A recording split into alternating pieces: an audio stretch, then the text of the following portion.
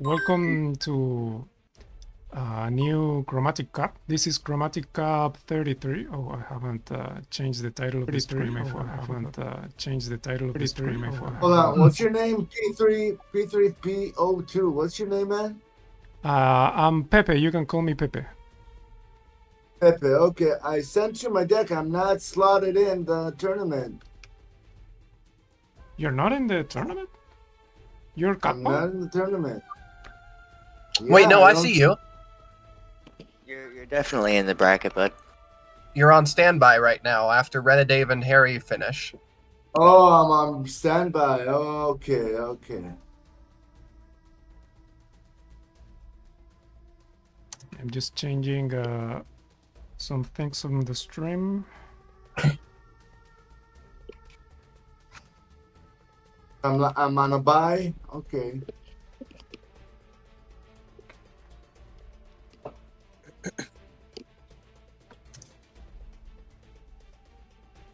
I guess I'll watch Harry's ass blown off. Okay,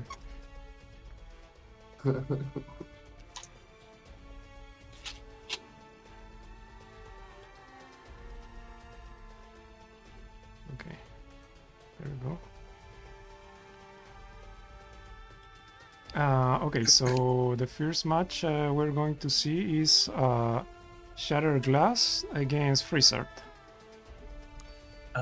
Yeah, we're having, there it is. We were having a complication getting the friendly started. Oh, I see. Oh my god. I'm sick to my stomach having to play a crab deck already, but I'm hoping that Packing Star's Fury will save my ass. It's the one change I've made since last Chromatic Cup. Wait, I'm sorry, who's playing crab? Freezard. Oh, I'm gonna need that. Freezard is playing crabs. I'm not above playing crabs. I am up for crabs. Oh, I get it. I see. I personally have. Oh, there it is. Interesting. Well, it's only a 2 of in the list. So it's mostly just like that's just a contingency. And that a funny little haha that he can do. All right. Let's see here.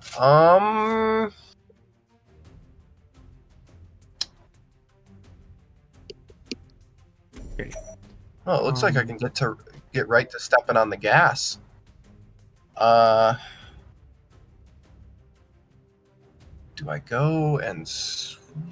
Okay, so I haven't introduced the commentators here. Commentating with me today is Top the Guru, also known as Starry, and Shattered Glass. Hello, everybody. Hello. This first match is Freezard against Shattered Glass. Freezard from Russia and Shattered Glass from the USA. And this is Freezard playing a crab deck with Lionar. And well, Shattered Glass with his Vitruvian decks. Is this an artifact? You know it. Okay. Always has been, always will be. Yeah.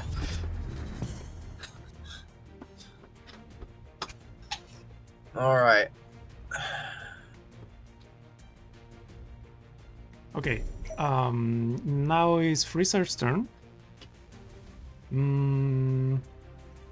He's got a couple of witches, but I think.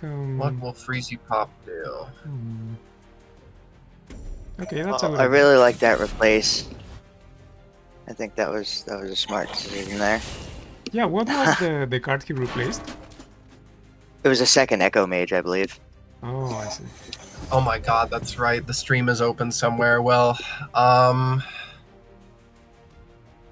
be fine without the stream.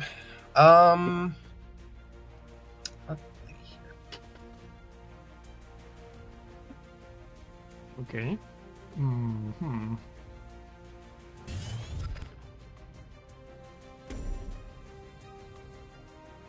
Looks pretty even so far. Hmm.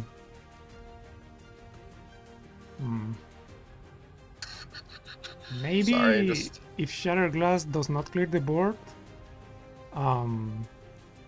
Frizzard has the advantage maybe. Yeah, I was just thinking, Vitruvian here has to. They can't. They have to look to develop something here now. Just depends on what it is that they decide to develop.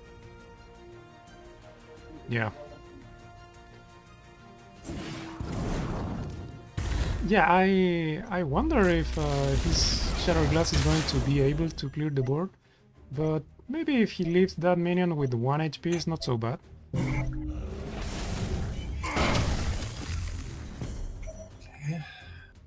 Yeah, looking at Freezer's hand, there's not much. Yeah. Not much going on for him at the moment. It's a tough spot to be in because he has no reason to play the Echo Mage, doesn't want to develop the War Judicator, so a lot of smaller things are going to come down. Yeah, he doesn't have many options in his hand at the moment because of that. He has those 2 5-cost cards that are not good to play right now. But maybe the next turn he could do something like a double Tempest, but I don't think he's got enough mana for that, so he will have to wait, I think, at least a couple of turns before he's able to play Echo Mage. Well, he did manage to buy a little bit of time. I don't like how weak the Lock Blood Tier turn is, but it does pin down Shattered Glass a little bit here. Yeah. No, that's absolutely a nuisance to me. Yeah, it definitely forces a response here. He's not can't do anything aggressive this turn at this point. Does still have the Riftwalker on the board, which allows him to develop a little bit away from himself to potentially play around any future Holy Immolations that might come down. Not to be woke, but Tried I am a not she. Bender here. Holds still has 2 Ankh in his hand as well.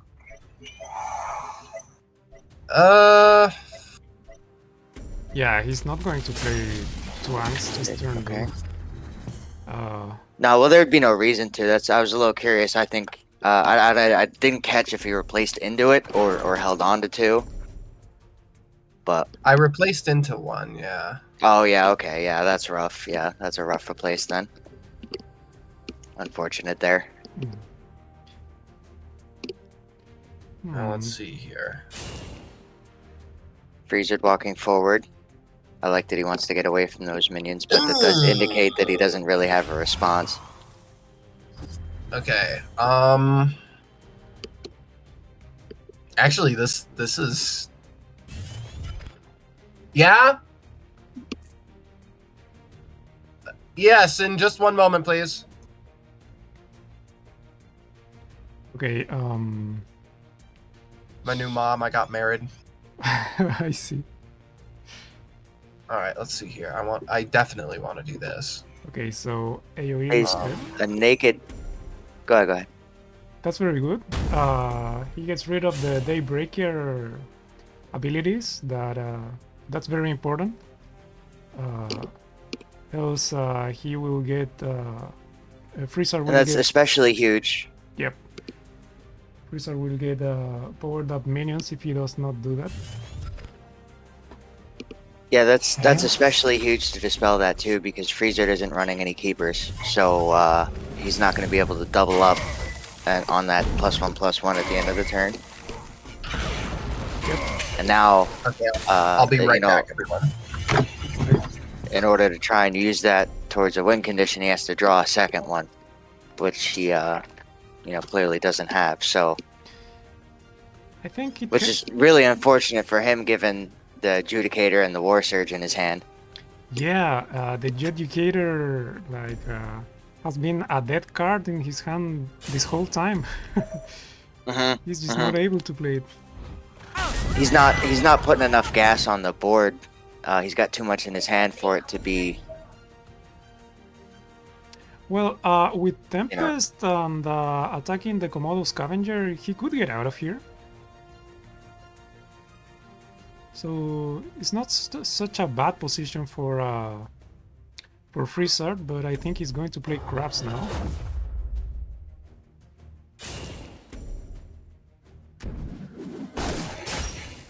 Oh, he just wants to get out with... Okay. Oh, never mind. All right, we're all good. Oh yeah. Oh, nice. So see, I think- he clears the board. Very nice. I would have held that lock, I think,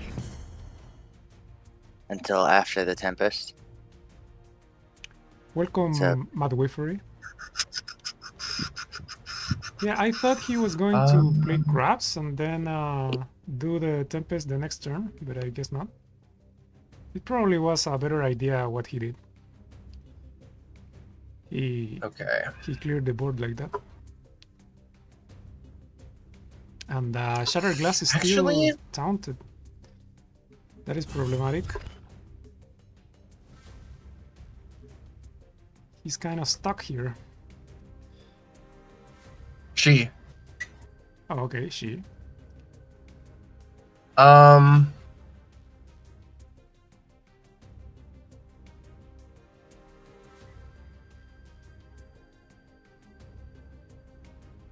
Yeah. Okay. Yeah. Can you clear the board here?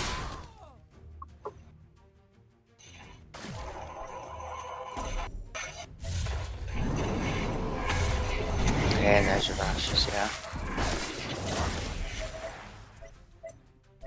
Oh. And a nice little damn it. refuel there. Oh, this is the worst immolation.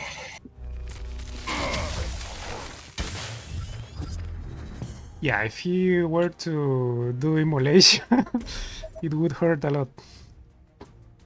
But I'm not sure if Freezer is running immolation. joking. Nope. No, has a much Freeze. lower. What? It is so strange for a Lionheart to not be running Holy Immolation. What? Okay, I'll be right down. Yeah, definitely. It seems that the deck was geared more towards board development rather than board control. But unfortunately, in this particular matchup, it doesn't seem that Freezer was able to capitalize on that to any degree. Damn it.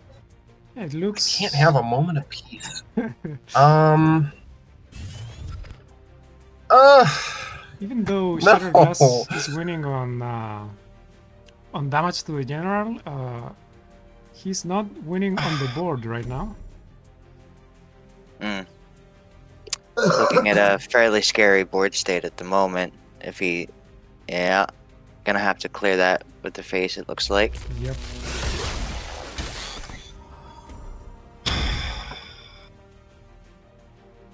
Okay.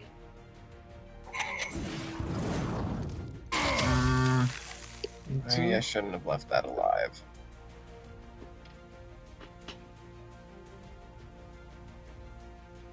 So currently looking at 10 damage on board.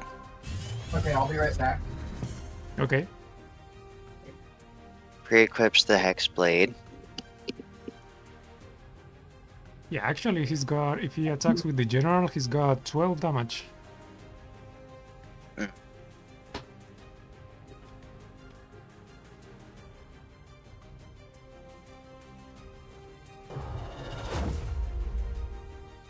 The hands on the stream are a little bit delayed. I don't know why, but the other account is a little bit delayed.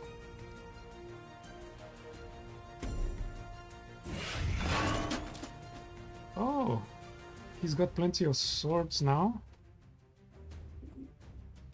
Yeah, that's going to be beneficial, providing. Let me see. Is glass running? I said so. Glass is running two tracers, two silhouette tracers, so doesn't have one though, it looks like.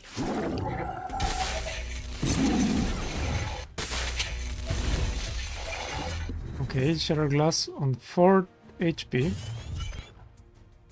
That's it. No outs. No way to teleport, it looks Yeah. like.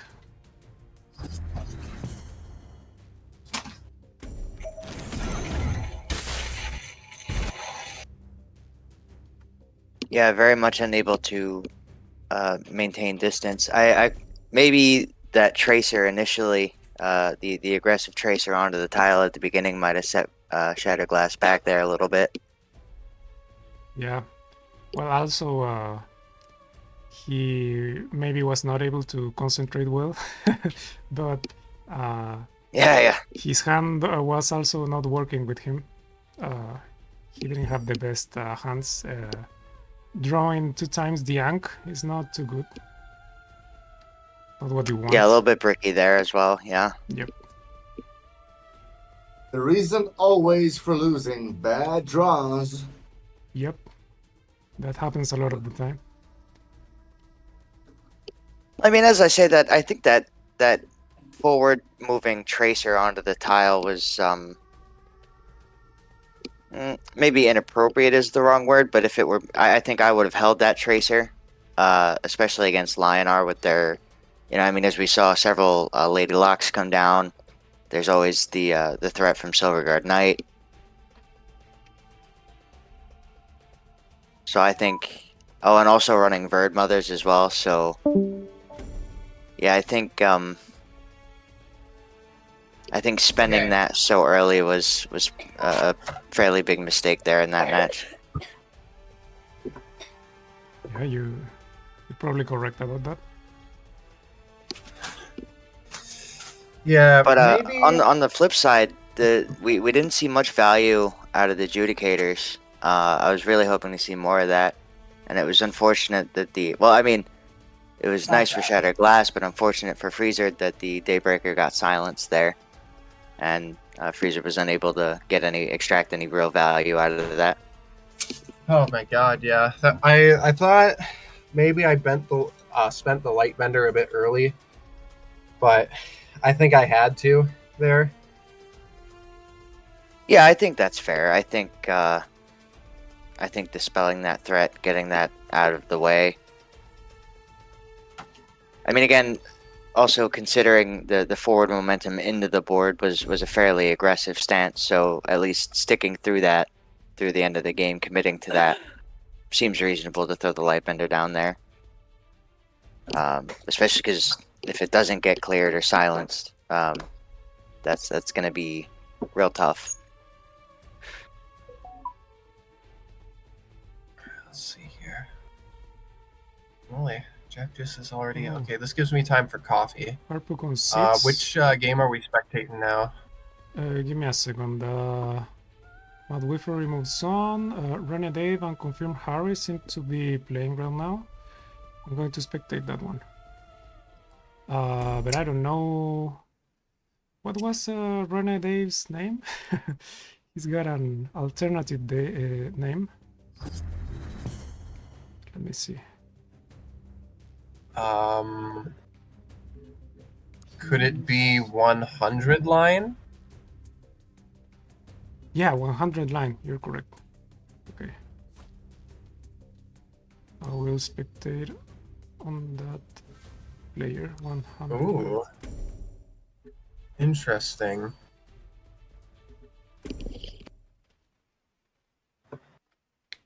Then...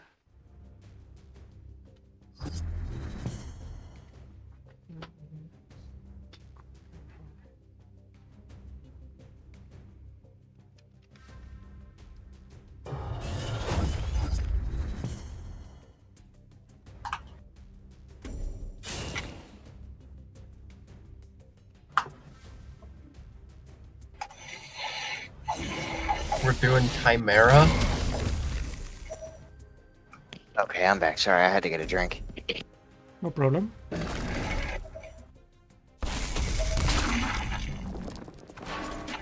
Okay, I can't show both player hands. Oh, yes, I can. Never mind.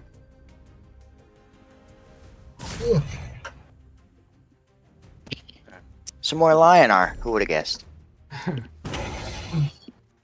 Yeah, Lionar is very Harry popular should take now. the Harry should take the Chimera challenge here.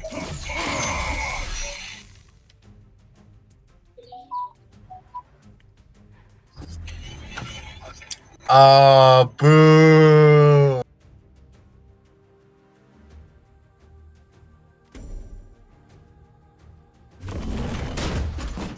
And that's Harry with the replace stuff, right?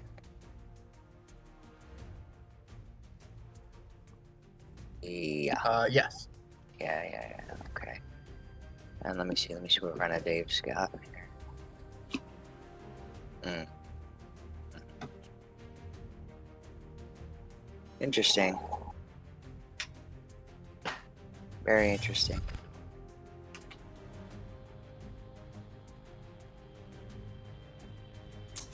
So it looks like Harry went full replace with some Daybreaker utility there. But not running War Surge. It looks like running Augury, Sundrop, and Lionheart's Blessing instead.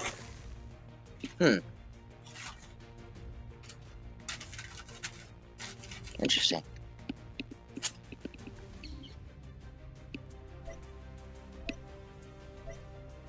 Okay. Oh, Harpoo's ready. Okay, I gotta go.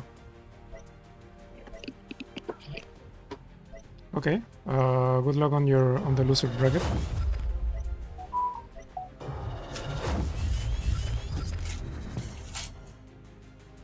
Oh yeah, I have to tell the next players to play. That'll be Mesuji against Matt Wiffery.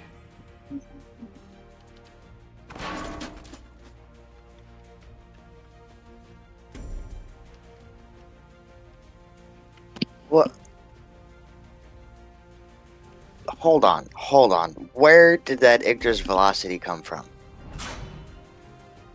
Not velocity, voracity, sorry. Oh, That Chimera. come off of yeah. Chimera? Are you I serious? think so. Yeah. It's probably the best token you can get, right? The best token. I mean, you'd be hard pressed to convince me that there was another one that was better than that, I think. Yeah.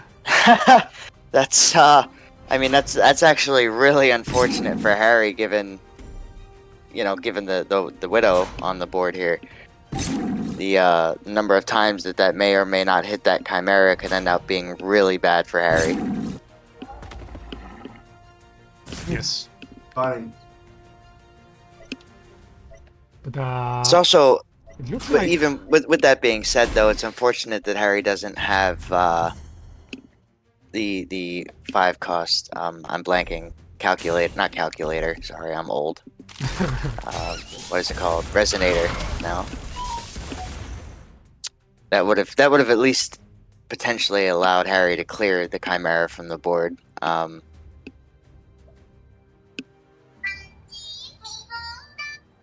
Where? I was looking at the deck list and I didn't see the Widow's gone now, and I don't know where it went. Oh, the Eclipse traded with it. Yes. Oh, that's big. Using the blue tile there to trade that out for free. That's nice. yeah. Give me a second. I seem to have made a mistake here on the secondary player hand. Oh, there it is. It's all fixed.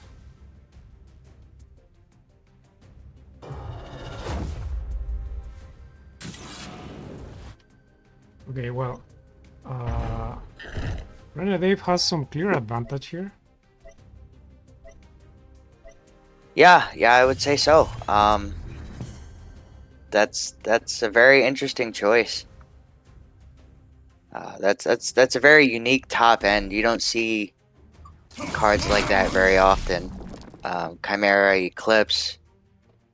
I mean, Bird Mother has some popularity, but I don't see it very often on ladder. Yeah. But, especially coming into that replace matchup, that I think that Chimera is Ooh, and he rather gives up. insane amount of value. Yeah, he got so Yeah. much value. When I play Chimera, I get the trashiest tokens. I get such bad tokens, but he had good luck with those Chimera tokens. Yeah, definitely paying off in the long term. Yep. Okay, so Harry goes to the losers and Renedave moves on. This means Cutpaw would play against Renedave right now. I will let them know. Oh. All right, cool. Then I'm dropping off this stream. Okay, but Good luck, bud. you will play? Yeah, good luck.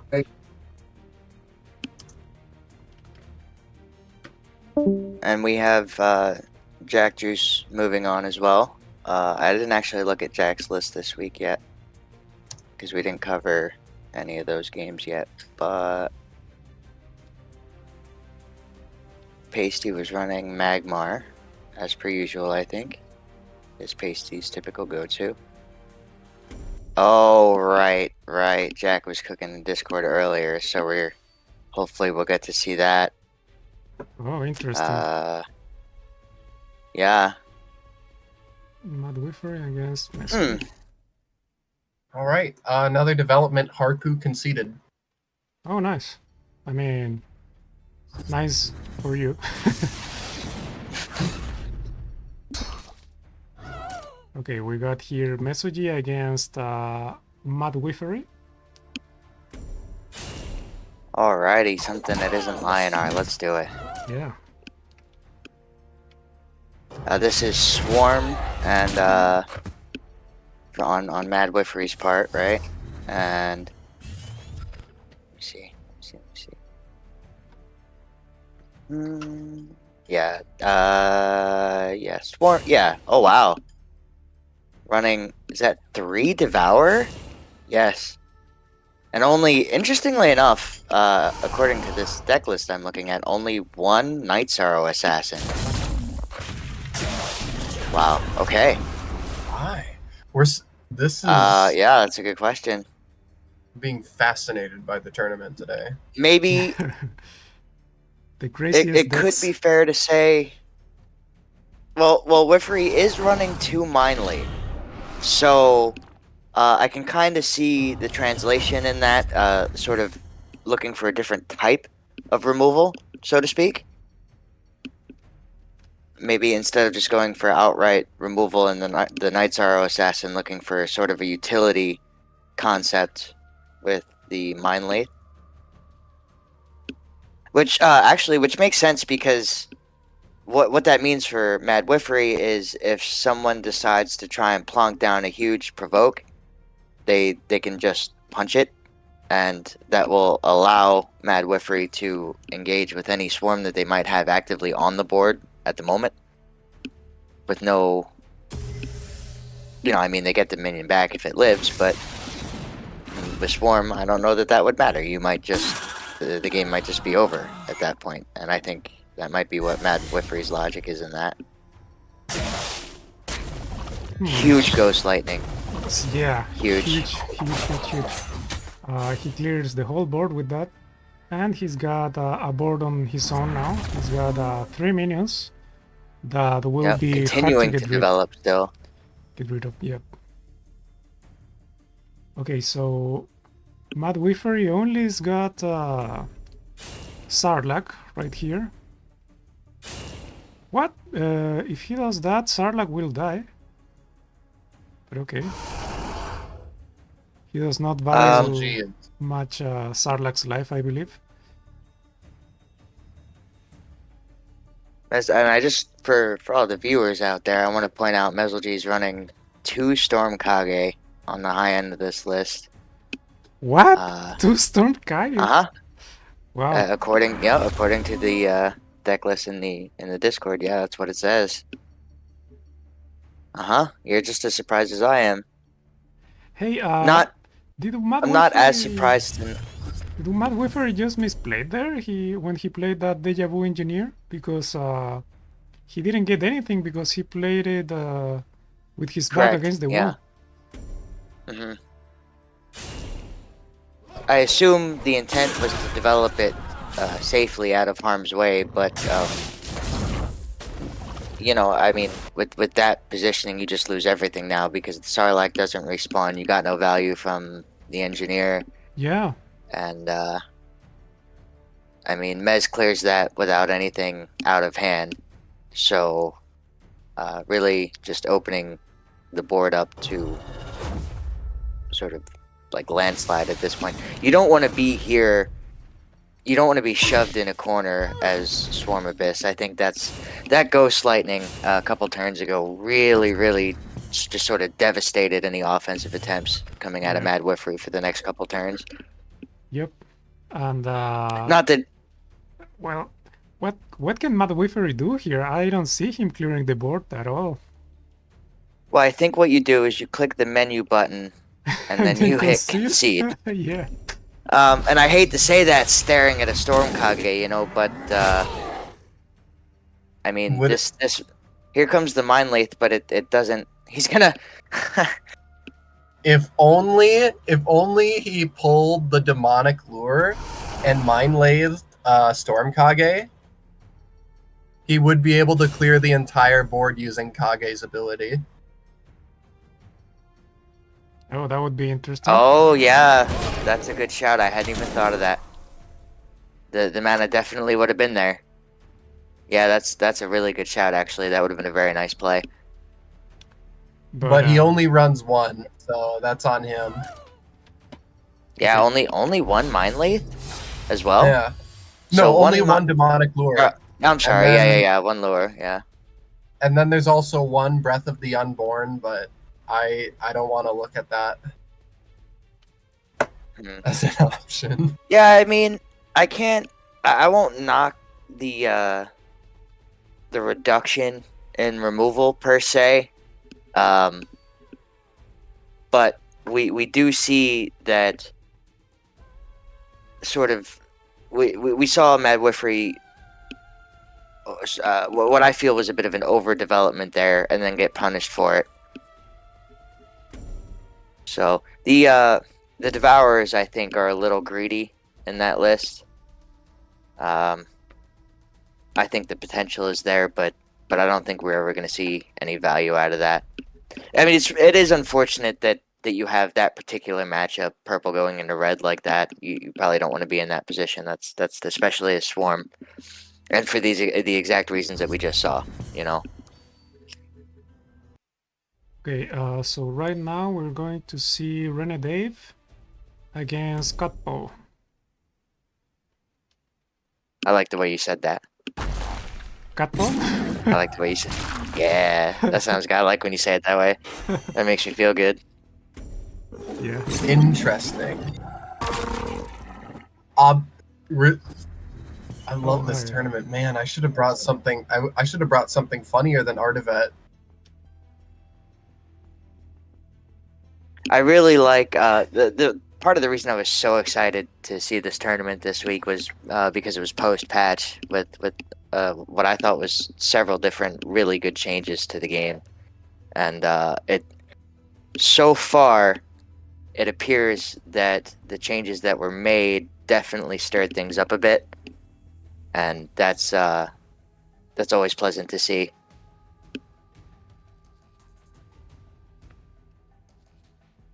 So that 4/1 Orb Weaver is a bit of a problem, I think, right now for Renadave. Still plenty of health, but you know, given the positioning with the removal of airdrop on Riftwalker, right, exactly, forced to make a really awkward play here. Oh, I forgot to ask Cutpo, what is his where is he from? Do you guys know where is he from? I don't. I would think he's assume from Israel. USA. Oh, Okay, really? Israel. I'm Yeah. way off. By the way, you still have Mez and Mad Wiffery up on the board there. Not that it doesn't Yes, really matter, but I'm changing it right now. That is why I was asking the nationality of. oh, I'm behind. I'm slow. That's okay. This is Renadave. So this is Israel against the Philippines. Lots of obelisks coming down. But unfortunately, the Fire Blaze is silenced, so that's not going to spawn anything for Cat Paw here. Sitting on plenty of card draw, with plenty of distance in between Xerix and Brome here.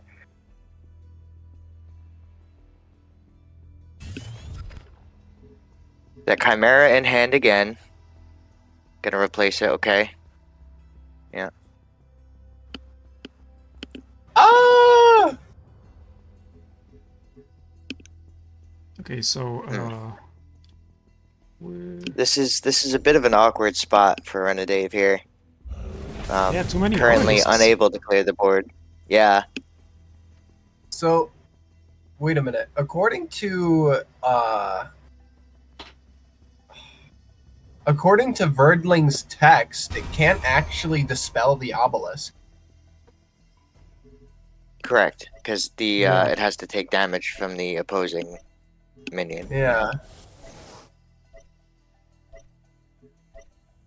Yeah, because I think just playing that Verdkin here just to get it out of his hand. yeah, so he can draw more cards. Yeah, yeah. I think maybe I suppose it doesn't really matter.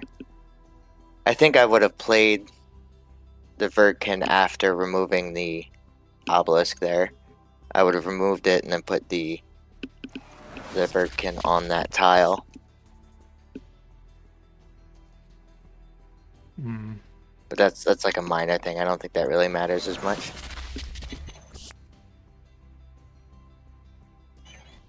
Okay, choosing to first wish that one in order to clear the Riftwalker. Plenty of gas in hand now. Yeah, he's got Little low many on cards. mana.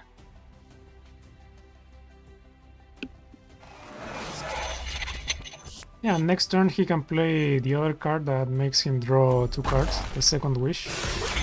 So he does not have problems with cards on his hand. Also, he's controlling the board well, Cutpaw. He's got plenty of stuff.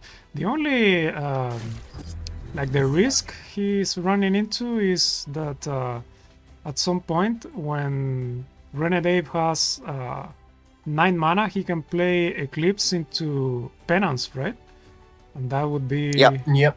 He would clear the board and deal 7 damage, I believe, to Cutpaw.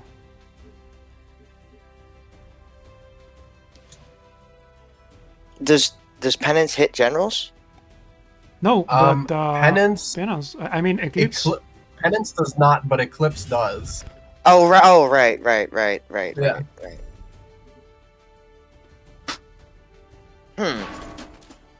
Yeah, that's a fairly interesting late game bomb. Yeah. It's a really effective way to use Eclipse.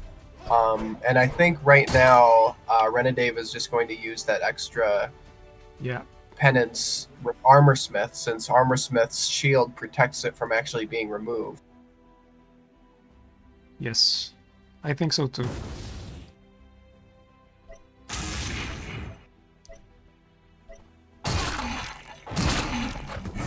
Okay, he clears most of the board, but not all of it. Yeah, I mean, leaving Cat Paw with 1 Dervish isn't the worst, but what that really does do for Cat Paw, though, is it helps maintain the distance, so Cat Paw can continue to sit back on that far row and just continue to develop right in Renadave's face. Yeah. Okay. So right now it's Renadave's turn. He could play Chimera. I think you replaced the Judicator here, no?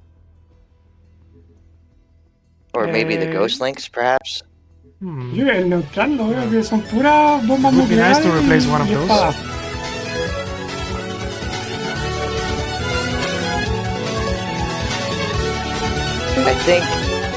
I think Renadave really wants to clear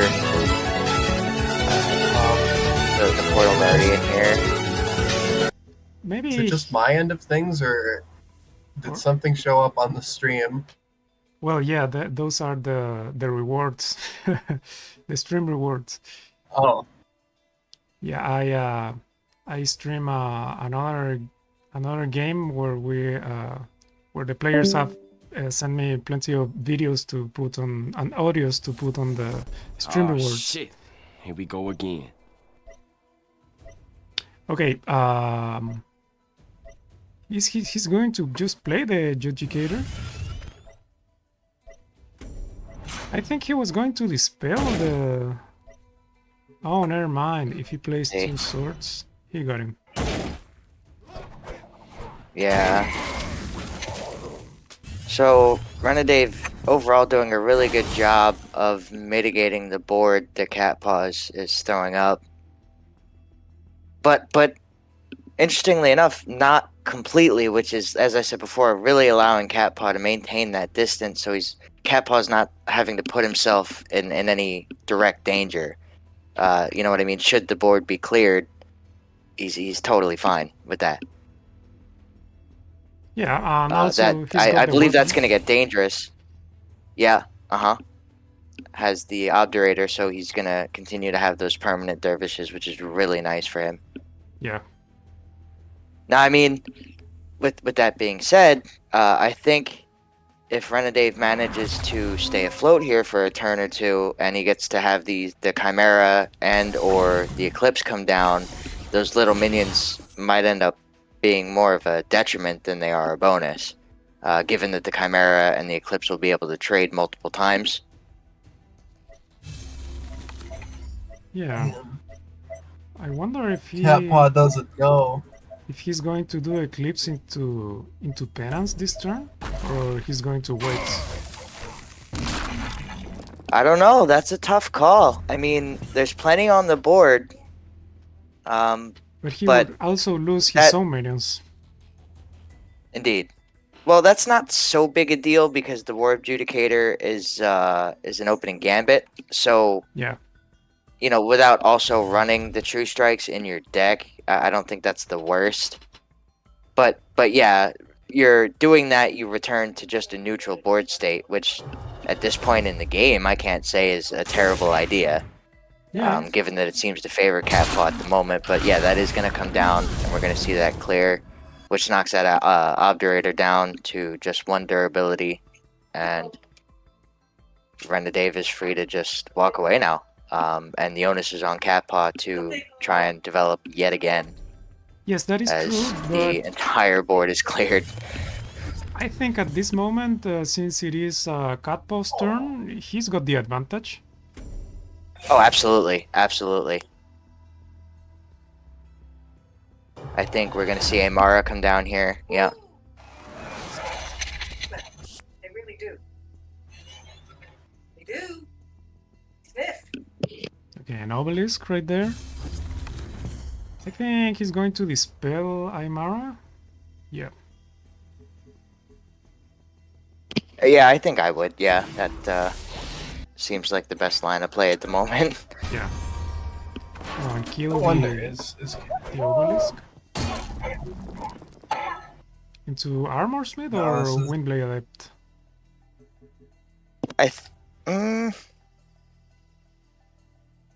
I think I would go with the Armor Smith here, just because the Windblade Adept is not going to clear the Amara on its own. Yeah. And if Cat Paw, just based on the current board state, wants to remove that Armor Smith, he'd have to hit it twice. And I don't think Cat Paw wants to do that. But that's a really good Rashes. That's going to be really beneficial. And the nice thing too about all those dervishes, when you do that with Obdurator, they come in as permanents, but they also have rush still, which is really good. Yep. I agree. a little. Okay, a Not- small misplay there. I would have hit with the Amara first. Yeah, me too. That way he would have got 2 charges of the artifact. Right. But he's in a good spot, Catpaw. Continuing to maintain that distance, yeah, absolutely. I'm surprised I don't see more Deja Vu Engineer with decks that run Amara. Yeah, you're correct about that. It is such a good combo. It's now as low commitment as you can ask for because you don't even need the board, the turn that you played Deja Vu anymore. So Renedave's still losing 2 charges there. Yeah, that was a bit rough for him. He has to heal Yeah, up that's a lot right now. Yeah, but once again, now this misplay from Catpaw earlier might tumble out of control and lose him the game. Yeah, because he's got 1 charge of his artifact and he should have none. Oh, I see. Okay, I was wondering why Renedave was hesitating there on the Rejuve and the Mystic. I thought that was just by default the next step. I think Renedave was debating positioning, and rightly so because we can see the Entropic Decay in hand. Yeah, So taking the time to play around that was probably fairly wise. I think so too. Oh, nice draws. So, does he play? Okay, Entropic Decay. So, I think a couple of Ancestral Vessels, right? Mhm. Yeah. Yeah, I believe that would be the best option. I mean, you have to develop at this point, right? And you don't want to. I mean, I wouldn't want to throw the Amara down that far away from Renedave. I would want it to be closer. Which, I mean, Yeah. all credit for maintaining the distance and the health pool, but Catpaw really wants to try and get something on the board. Because now at this point, we're at the point that we were looking for several turns ago with getting that Chimera on the field, getting the Eclipse down. Do you think this is a good turn to put Chimera down? I think I would try and develop as soon as possible. But that's coming from the perspective that Renedave doesn't know that Catpaw is sitting on another Decay and a Siphon Energy. Knowing that as a viewer, that would not be my play, obviously. But Okay. I think if I were in Renedave's shoes, I think I would want to develop that Chimera since without a Penance in hand, I think you're gonna want to have that Chimera trade a number of times, and that's gonna give you the value. That's gonna bring. That's gonna help you develop your board and close the distance, because it seems the Catpaw is very insistent on staying away from Renedave at this point, even at full health. And that's in large part due to Renedave's ability to just shut the board down. Yeah. That is fantastic positioning on the Chimera, because Catpaw can't actually walk in and Entropic Decay that now. I agree, but At least for... Renedave is in trouble right now because he's trapped in the corner. And even if he kills Aymara, he's going to be dealt a lot of damage to him. Well, it's not the worst, because it'll be 5 to the head, but that's a lot better than 10. So I think Renedave's looking at Martyrdom into Rejuvenator, and then you can also clear the 2/1 that's left over.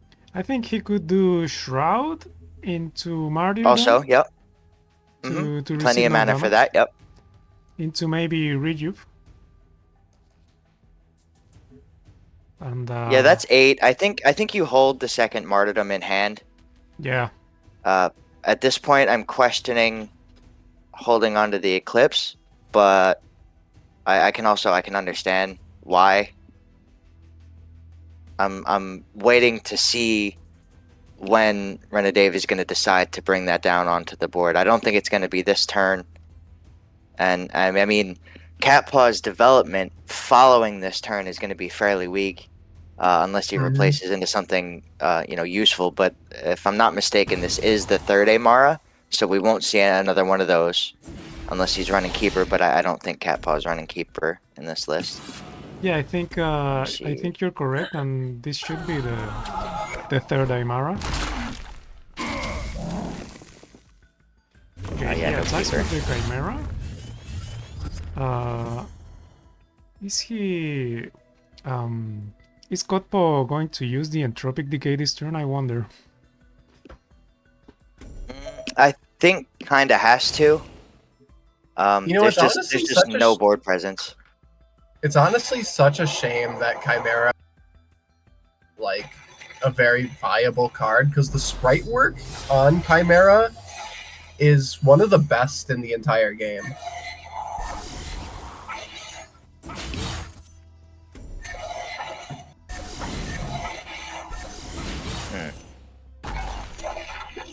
So Like all the Cat Paw's details gonna with- empty his hand out here.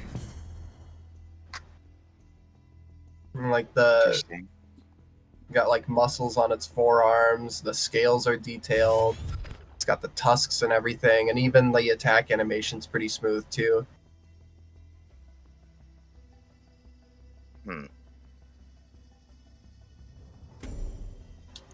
Man, look at this Riftwalker play.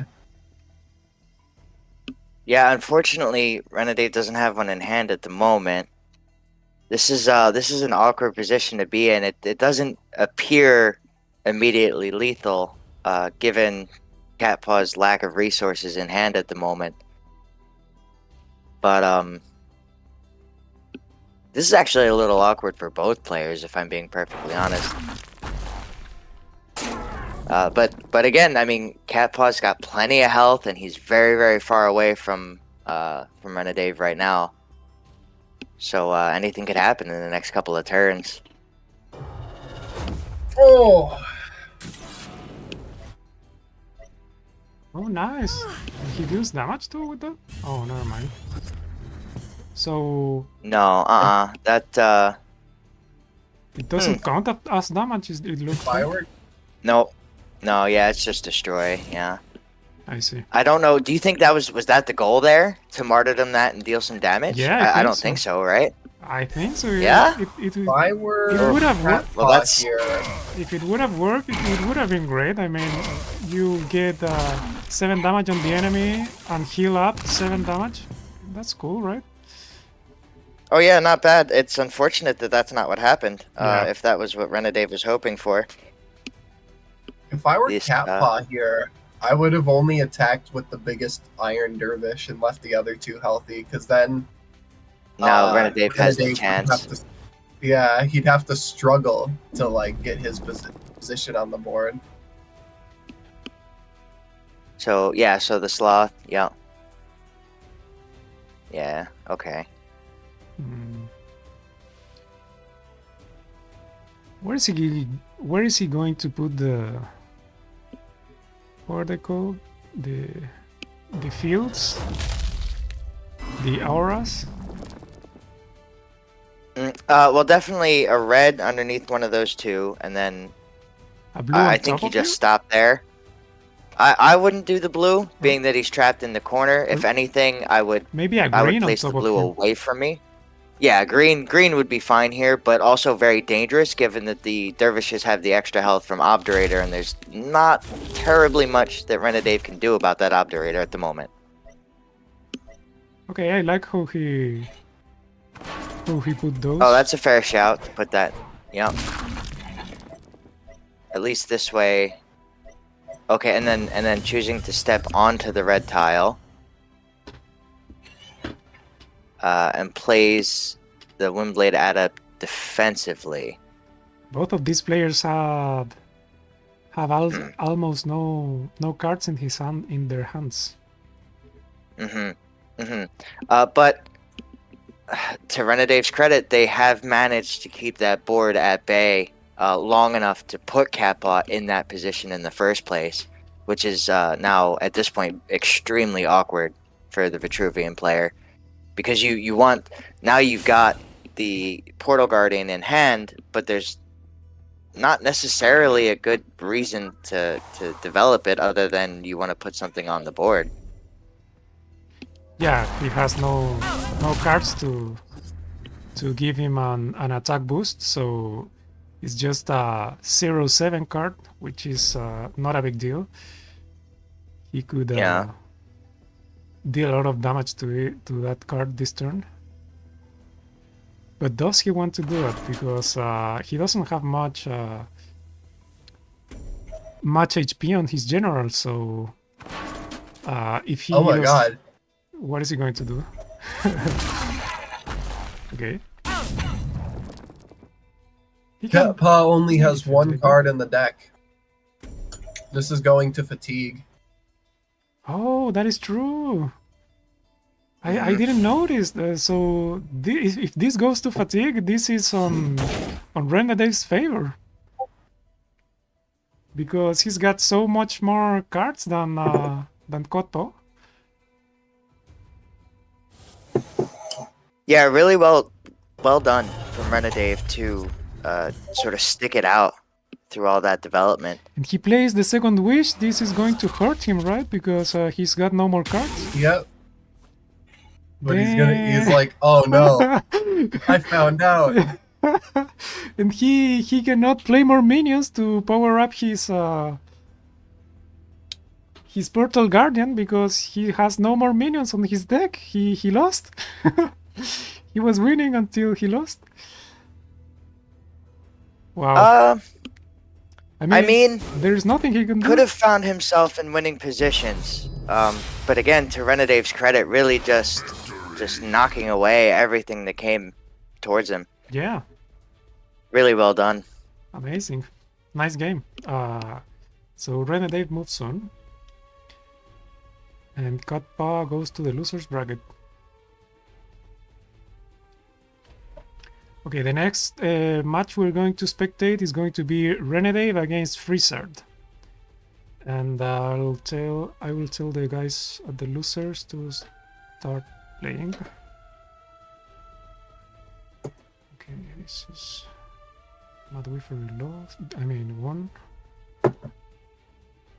And this is Kotpa against Yeah, really Shadowglass. interesting. Yep.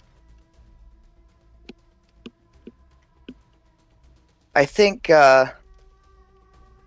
part of Cat Paw's problem during that last game was they found themselves sort of overplaying their hand quite a bit. Just having things come down that I don't think really needed to come down when they did. And sort of overplaying in that way allowed Renadave to capitalize and get some big value out of that penance there. That was sort of the turn before that penance that cleared the board was sort of Cat Paw's last real attempt at trying to develop anything, and having that just wiped away, and then also taking 7 damage on top of that, which encouraged him to walk even further away from his opponent, really just set him behind. Yep. Okay, I want to stream Renadave against Freezard, but maybe we'll see Shatterglass against Katpa because Renadave and Freezard are not starting. Oh no, they are. Never mind.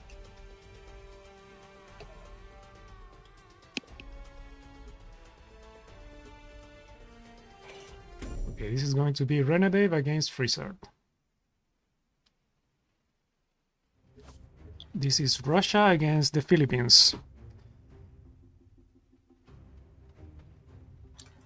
Wow.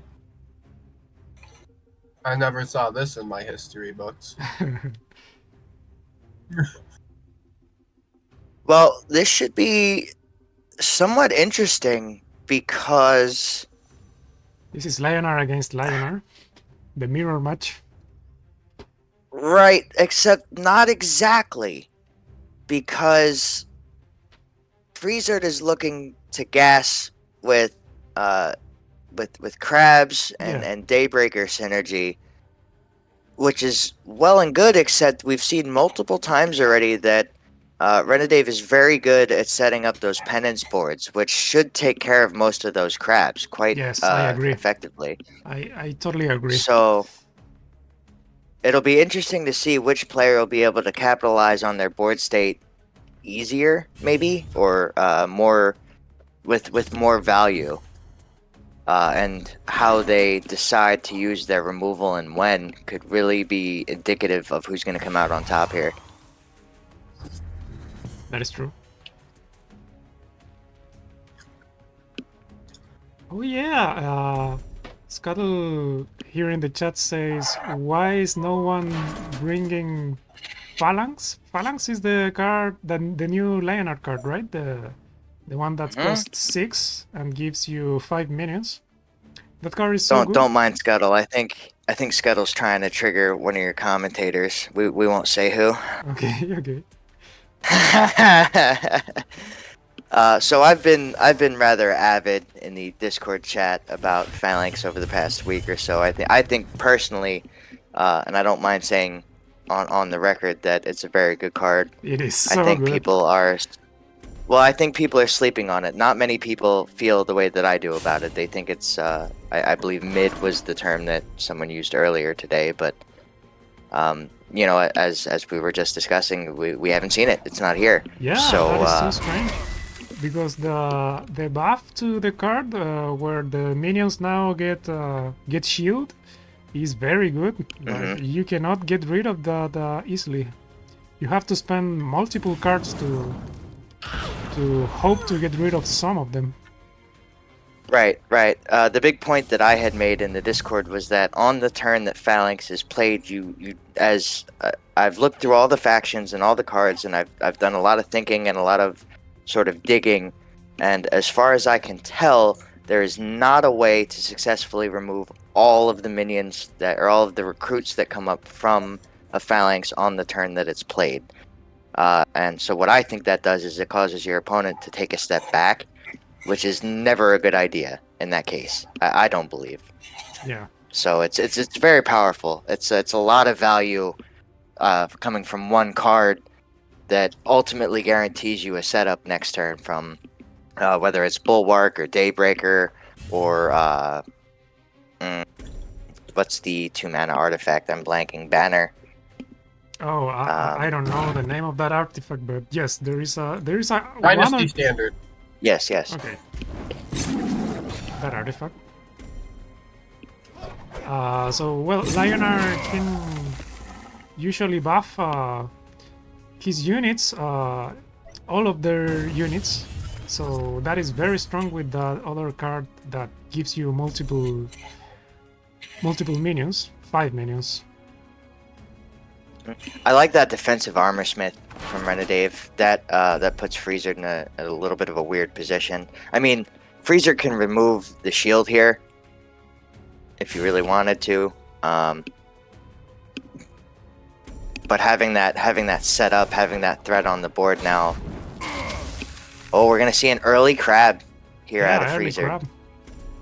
Very, very far away. And very safe.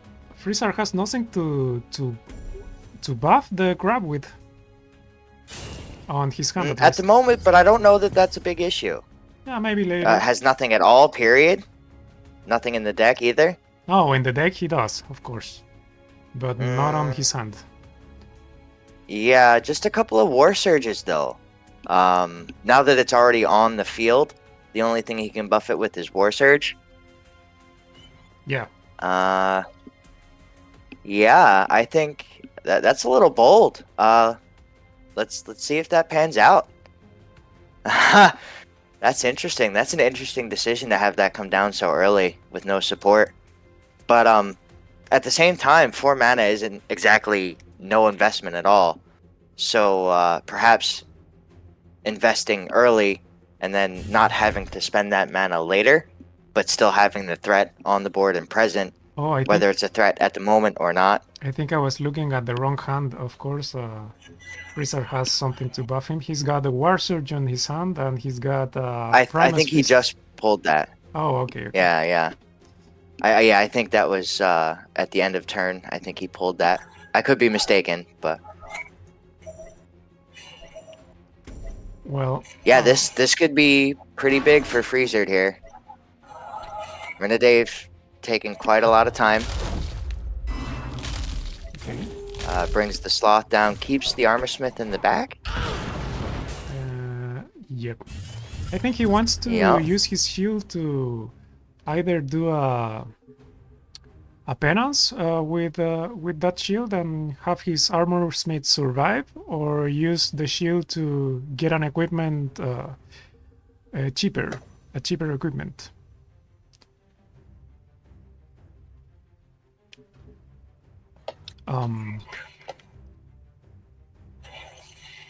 And an interesting note, yeah, I see hovering over the armor smith. So, no, martyrdom won't actually clear that as long as it has shield. So that's a little bit awkward to remove. Yeah. Freezer's turn again already, right? Yes. So He's the only thing to come down that turn was a Lady Lock. Is that correct? Yeah, I believe he played Lady Oh, Lock. still debating. Into Oh. nothing else. So he's gonna. If he plays this martyrdom, nothing happens. The armor smith will lose shield, but that's it. Oh, so martyrdom, if you play it on a unit with shield, the unit with shield loses his shield, but it survives? Correct. Yep. Oh, nice. I didn't know that. I don't know for certain, but I think if you hover over armor smith, it'll show that in a little black text box, but I'm not entirely sure. I see. Well, it looks like he's going to use the shield on the armor smith to get regalia cheaper, a cheaper regalia. Or is it?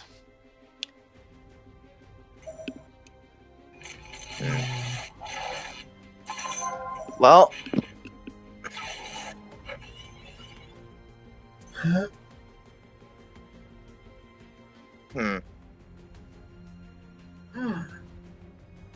This is so good. I think Freezard wants to save.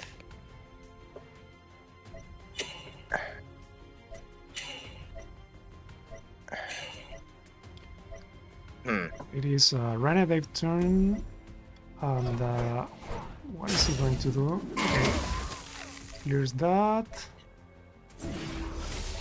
Oh, he dispels the grab. These spells are very strong against grabs. So I'd say a good play for from Renegade right there, dispelling the grab. Now back to Freezer's turn. Is he going to play Daybreaker? Well, doing so is a lot less enticing now, isn't it? Yeah, a lot less. But That, he's got two, so why not? The thing is, he's not able to get the buff from this Daybreaker this turn.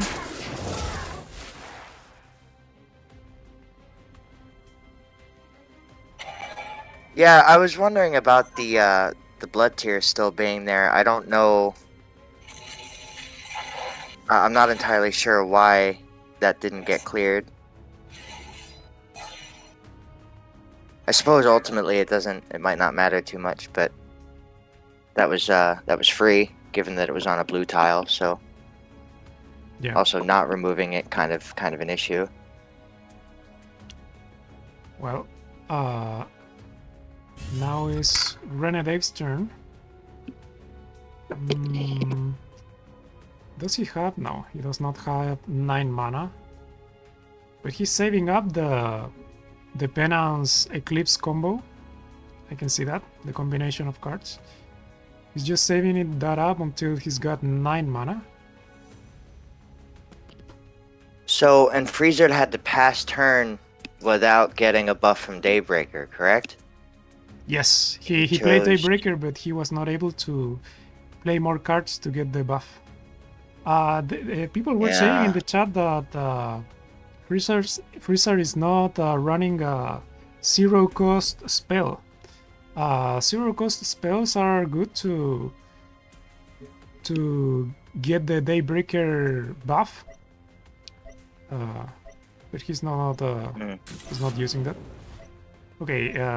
I think it's Freezer was banking on the True Strikes from War Judicator to accomplish that. Yeah, maybe.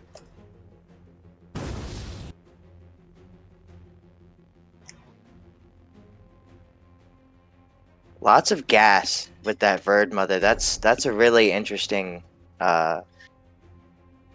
just an interesting card in general. How well it plays in Lionar. Having that extra body, especially with the Dispel, is extremely valuable. Yeah.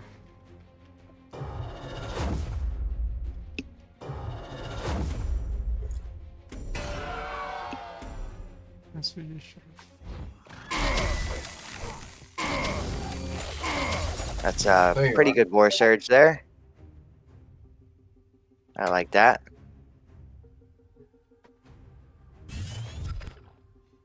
Pretty Okay. swole Verd Mother hanging out. Renedave's turn. He's still not able to play Eclipse Penance, but maybe he does not want to play that because the board is not so bad for him.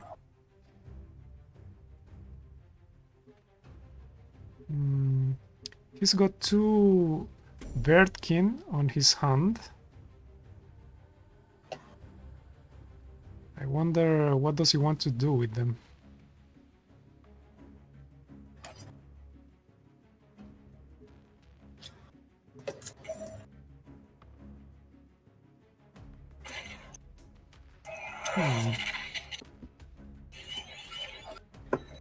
This is like I don't know, it looks complicated for both players.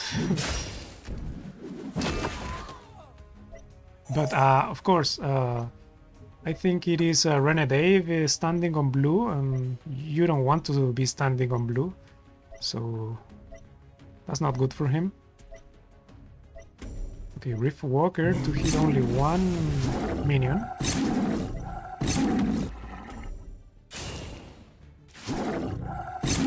Alright. He cleared Grab most a of the piece of board. bacon. Let's do some research. Let's see. Okay, next turn, Renedave is going to be able to play his Eclipse into Penance, but I'm not sure if that is what he wants to do, but he can do that next turn. Oh, Freezer is playing crabs here. And now, by the way, Freezer is trapped on that blue tile momentarily, which is not where he wants to be at all. No. I think the one in the blue tile is Renedave. Yeah, I'm sorry, I misspoke. Yep. Okay. I think this is the perfect time for an Eclipse Penance, because he would clear everything. Yeah, I mean, you kind of have to, right? Like, Yeah. like I was just saying, you can't be trapped on that blue tile with the crab potential, but that was very smart from Renedave to hold that combination until the next crab comes down. Yeah. Okay, he runs away from the blue tile. Of course, this is going to be a little bit now in favor of Freezer. Oh, Well, Freezer has the advantage in that they can develop. Oh, this is big. That's big. but he can do another Eclipse into Penance. But maybe it wouldn't be the best play. Maybe a Ghost Links into Penance would be good. Into a couple of Vermikins, something like that. Yeah, I don't know that you put the Eclipse down because it's quite a lot. Like you were saying, you don't need quite that much. Now, I mean, with that being said, that would be another 7, right to Renedave. So maybe he just wants to. I don't think I could knock it. To play the cheaper cards on his hand into the War Judgicator and clear most of the stuff with the swords, with True Strikes.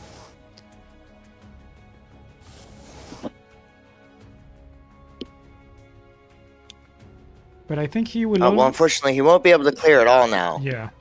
Because But as long as And he has to play that Judicator next to him for Zeal. Yeah. Otherwise, he won't be able to cast any of those True Strikes. Yeah, because Okay, only the good. first one is for free. Okay. So, gonna get rid of the big jacks, which I respect. I think that's a bit of a gamble, leaving 3 mini jacks up still, but I think he could have still developed similarly, but I think I would have chosen to try and get rid of all of those ranged units. I think that's going to be a big problem. Yeah, I think so too, because now he's going to buff them, right? Yeah, I think so. I mean, I certainly would. Yeah, absolutely. At this point, you know, with all those mini jacks on the board, I think you have to look to just go quickly. Oh, he was not able to buff them. Oh, never mind. It's at the end of the turn? That'll be end of turn. Yep. Oh, okay. Now, are those mini jacks in the corner? Were they dispelled? Are they no longer ranged because of the Verdkins? Oh, you're correct. Yes. But only one got dispelled. What about the top right? Oh yeah, only interesting. Yeah, I don't know why it was only one that got dispelled. Because there was 2 Verdkins, right? Yeah, how did he clear the other one? Maybe he didn't attack him with the... Oh, he zapped one with Blood Tier Alchemist. Oh, I see. Yeah. Yep. Probably upon realizing that the Verdkins were going to dispel the mini jacks, which is not exactly what was desirable. But on a technical note, choosing to attack with the one in the lower left corner and having that one be dispelled was a great decision, in that it keeps that minion close to him, so losing range isn't exactly a problem, but there's the Penance Eclipse combo that clears the board for him again, so... Yeah. Okay, this is going to be a problem for Renedave, I think. How is he going to deal with Grail Master? I believe that is the card that Freezer is playing here. Yep. Well, in the grand scheme of things, there is a Shroud in hand. Yeah, and he But maybe getting- Ward Adjudicator, but I don't think he's got enough swords to kill Grail Master. No, I don't think there'd be mana. Yep. Because you'd have to play 4 of them all together. Yeah. So I think the best line is, I hate to say it, but I think I would replace that True Strike that he's got in hand, and see what else I can pull. Maybe you get lucky and draw a Martyrdom or something, because I don't think you can leave that Grail Master on the board. Yeah, Grail Master is very problematic to deal with, because if you let him live one more turn, he would probably get the ranged or flying, and that would be a lot of damage, because he already has celerity, so if he either gets ranged or he gets flying, you're dead. He has to get rid of All it. true, but if we look at Freezer's hand, he doesn't have any minions in hand. Oh, right? that is true. All That is spells. correct. I So didn't notice that. a great development, and a lot of pressure, but it's only on the face of it. Oh, there's all those True Strikes coming down. If Rizard replaces into 1 minion and he gets either ranged or fly, this is over. We shall see. Oh, never mind. If he gets fly, he would not win here, unless he heals his minion, which he could do.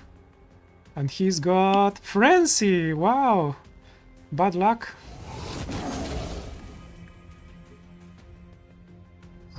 Healing it up with a Sun Drop. That's yeah, that happened. That's a thing.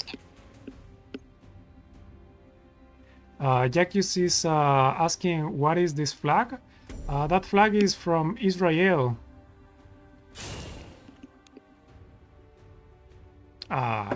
Oh, never mind, never mind.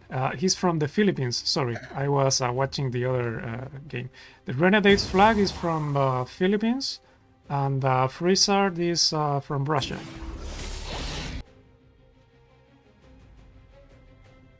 Okay, this game is very intense. He has to get rid of Grail Master, but he's got another Shroud, right? He should play Shroud on the Grail Master. If he doesn't, he might be dead. Okay, there it is.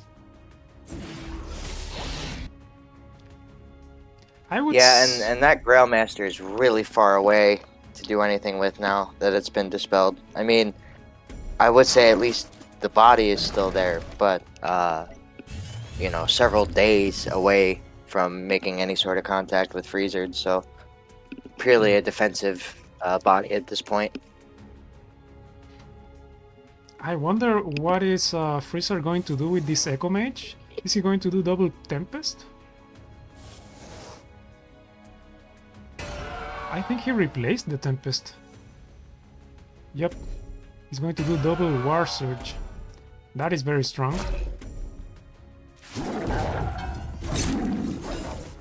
Well, that certainly does change things quite a bit, huh? Yeah. That means that, well, Freezard's still sitting on 2 martyrdoms as well, on top of all the board presence that was just created. Yeah, I don't think Renegade has something to deal with this board. Maybe if he had another Eclipse Penance combo.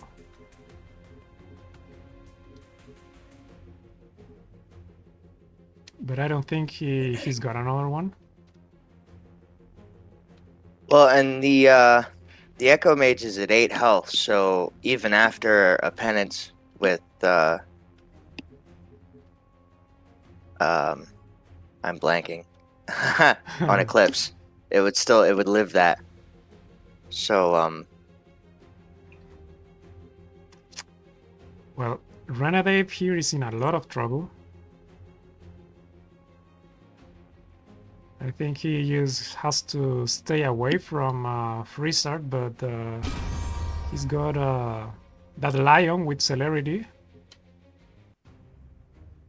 So he cannot run away for long.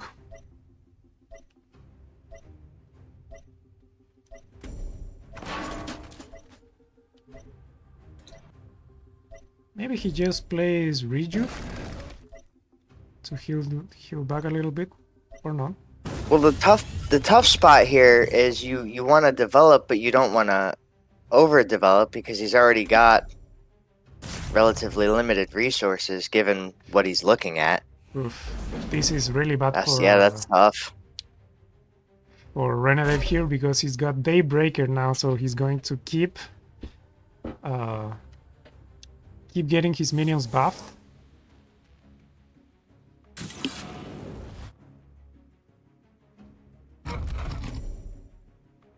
And Martyrdom that on a has shield enough target? Does it work? Yeah, so Oh, nice. he'll It keep just the removes the shield. 3/3. Right. Does it heal? It's hard to tell because he was already at full, but I think I saw 3 health up here. Yeah, he did heal. He was at 22, I believe, or 23, and he healed back to full HP, I think. Realistically, how does Freezard end this game? Frizzard just has to attack. I think he just walks Renedave down. Yep. Oh, sorry, Renedave. Yeah, Renegade is. How does Renedave come back? I- That's a great question. I think with Penance in Cobarde, piruja y ordinario, que te Penance dedicaste in- solamente a saltar. in Chimera. Eres una vergüenza. Y además feo y roto, weón. Do they still have a Penance Eclipse? He already played two of those Oh, wow. Penance Eclipse combos. So I don't know if he's got a third one. And still buried in the corner with this really difficult question of How do I develop and protect myself without running out of gas?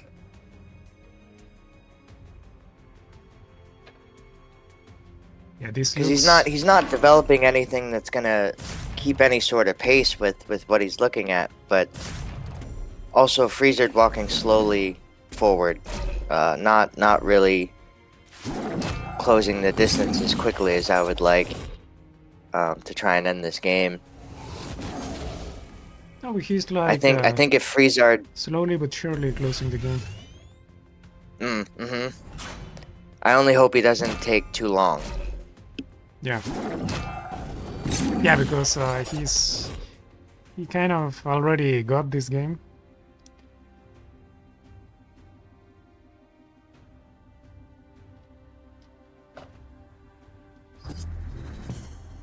Yeah, it doesn't look promising for Renadave here, I guess. Basti McGee boss says field Renadave after. with 2 chimeras and we haven't seen one. I believe this game there was no chimera, but the last one there was.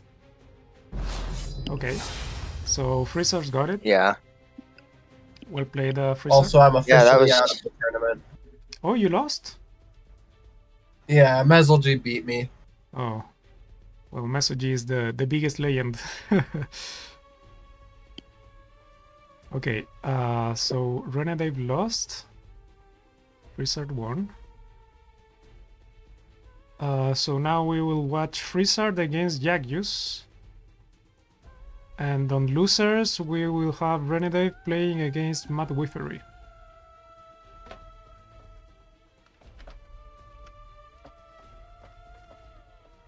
I'm gonna get some water boiling really quick for coffee. I'll be right back. Okay, What's this is Freezer against Jagyus. The juice is loose. Yeah.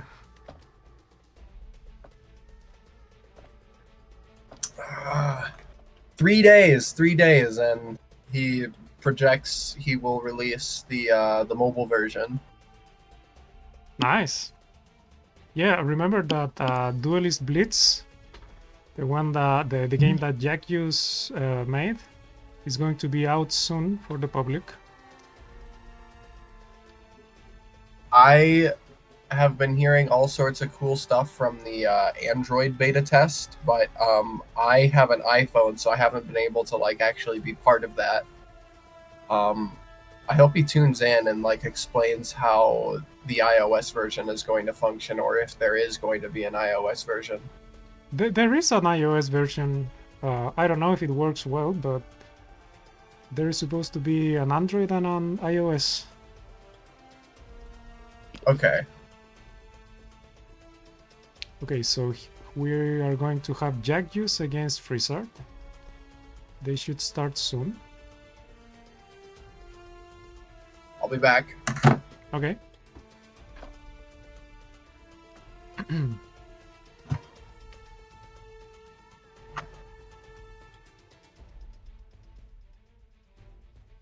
Yeah, very very interesting bracket so far. I really like the utility coming out of some of these lists, seeing the Grail Masters, seeing the Verd Mothers, seeing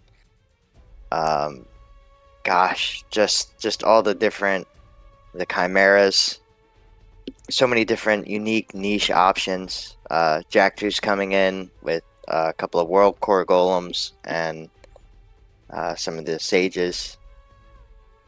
That should be interesting. Yeah, I think so. And again, to mention the 2 Storm Kage that Mezelji's running. To be honest, I don't like that card very much. I think. Yeah, it's not been very popular, no. Yeah. But it is interesting that people are trying it out.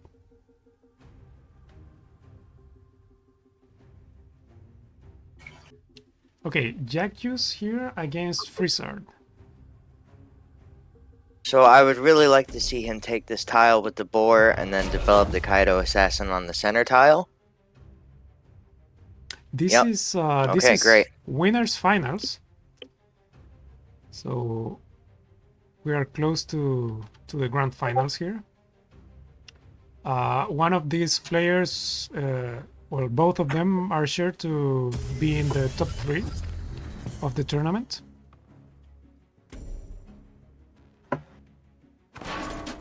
Okay, So in Freezer here, not having a very strong opening, Yeah. has to take a defensive position here. he just goes to the corner. And Jack Juice has a great opening.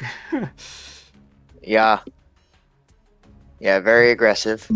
He can just go with the 2 Oh, the boars double. and kill the Aurora. Aurora. Aurora.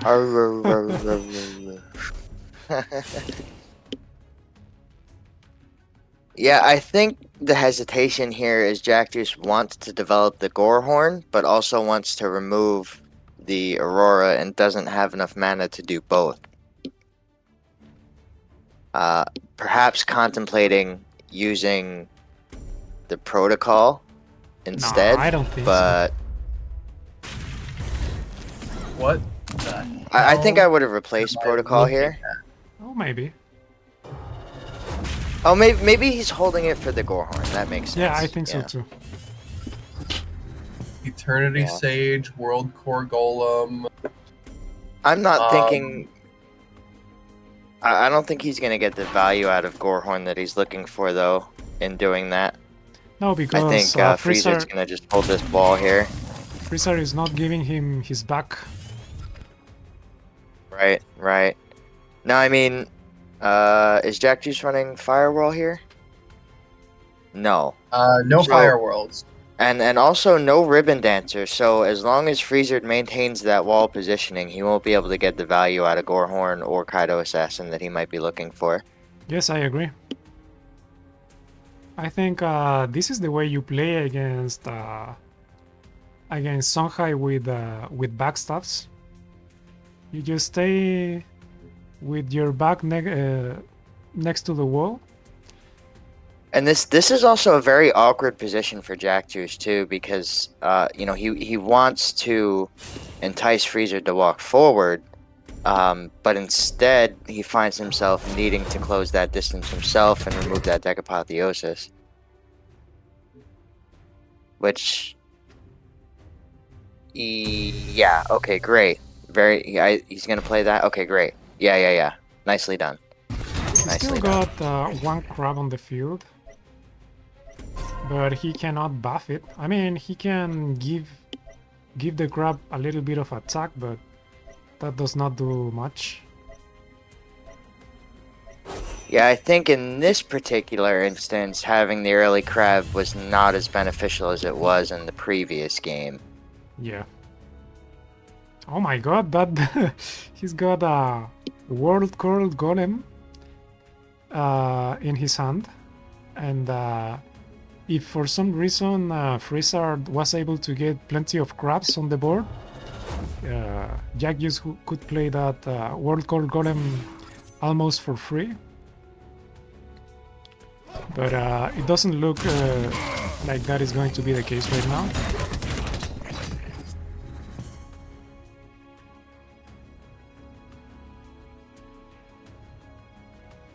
And that is a fairly thick Gorehorn that's still on the field. Yep. So he can actually clear both the Primus Fist and the Verd Mother if he wants to, and draw a card for doing so.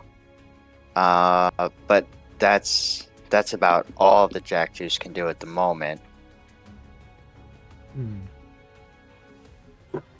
So I mean, ultimately not a bad play, because you're gonna get your Gorehorn's gonna grab +1/+1, and your Kaido's gonna be really thick. But I think he wants to push that damage onto Freezard somehow. So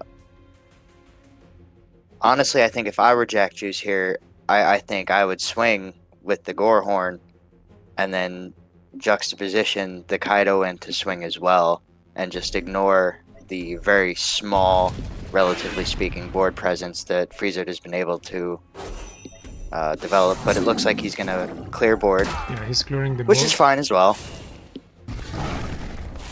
I think I would have taken that 9.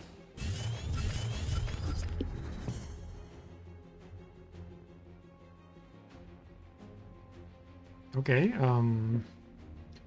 Freezer's got the storm. I think, yeah, he's going to punch like that and use the storm, clears the board, gets 1 charge on the Jax's artifact.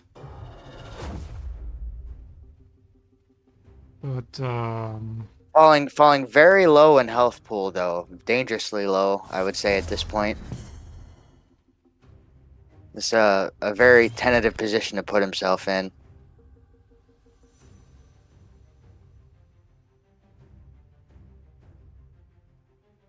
Yep. But no gas. Jack Juice has like no gas in his hand right now. I mean, neither does Freezer, to be fair, but I know he's got 5 in hand. I see that needs to update. I see. I'm excited to see how Eternity Sage works here.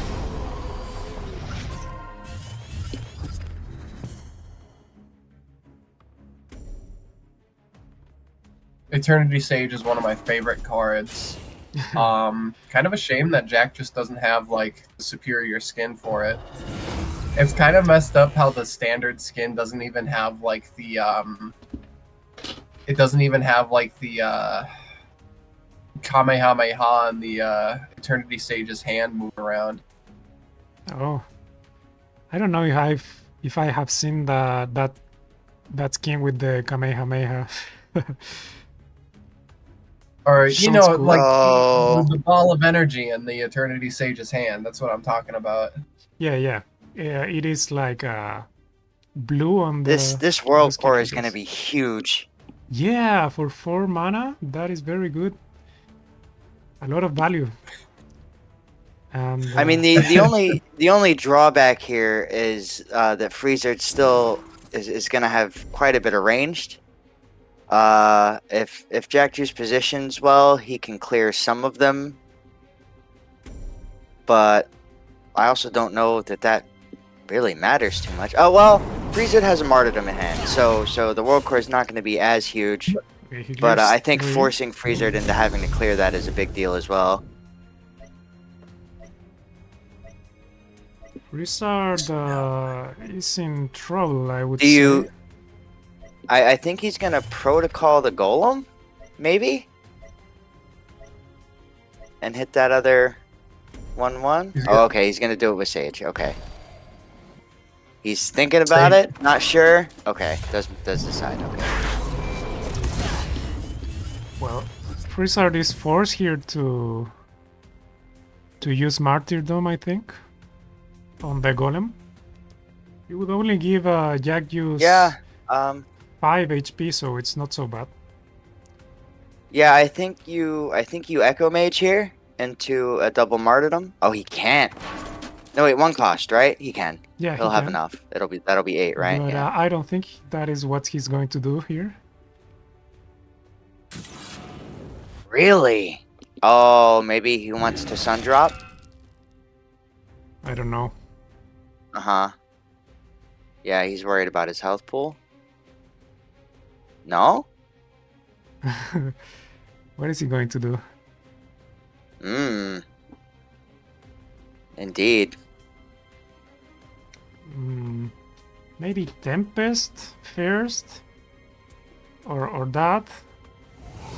Okay, I don't know what is. Eternity Sage.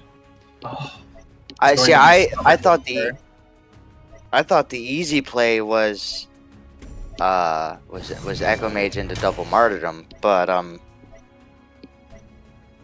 choosing that's fine. That's fine to develop the Judicator. I don't think that's the worst decision. If he has enough to actually clear the board in some meaningful way. But doesn't.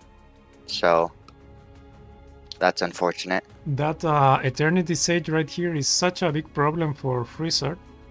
Because Yeah, still he's- on the board. Like, He's got too many artifacts. So he will respawn for sure. Yeah, plenty of draw, plenty of cheap mobility and activators. Yeah. Yeah, he No, can just, no big threats though currently in his hand, especially after Freezer was coming back up with that 5 health. Jack just holding that spiral technique still though. doesn't need it. Let's see Okay, here. Let me look assassination at the stream so protocol. I can see the other hand here. Oh, And okay, it respawns the Eternity Sage back at full health.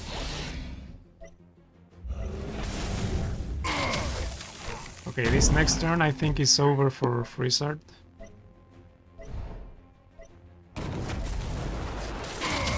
Yeah, definitely not in a good position, that's for sure. Yep. I don't think he can heal up that much damage. damn. Yeah, Jack just Yeah, that- sweeps no matter what he plays. yeah, this is over for him. hmm I think the driving factor for Jack Juice, as well as some other good players, is the timing and the pace at which they play. The World Core on top of the Eternity Sage there was just a ridiculous amount of pressure to have to handle. So Jack Yeah. Juice moving Yeah, to very much. Grand Finals. And Very much respond or die turns there.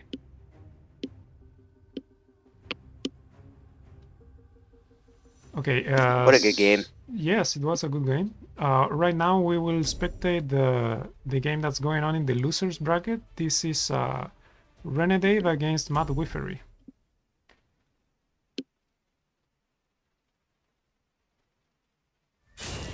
The winner of this should play against Frizzard.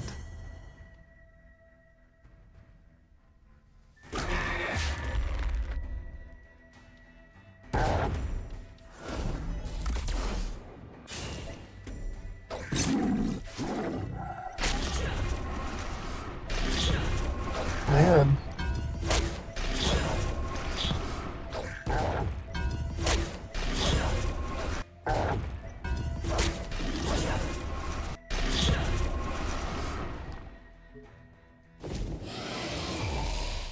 Okay, Matt Wiffery plays all his hand.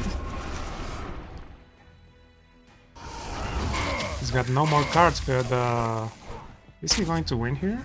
Wow, this is very bad for Renedave. And yeah, that is it. Okay, Matt Wiffery wins, and he's going to play now against Frizzard. That was fast. Yeah, that was fast.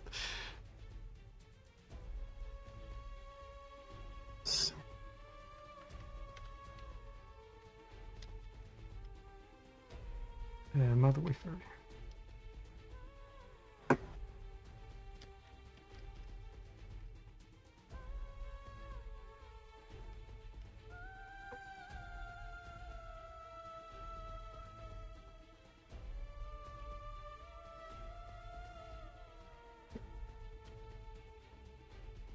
Oh, I'm sorry, I'm sorry. It was against Messi.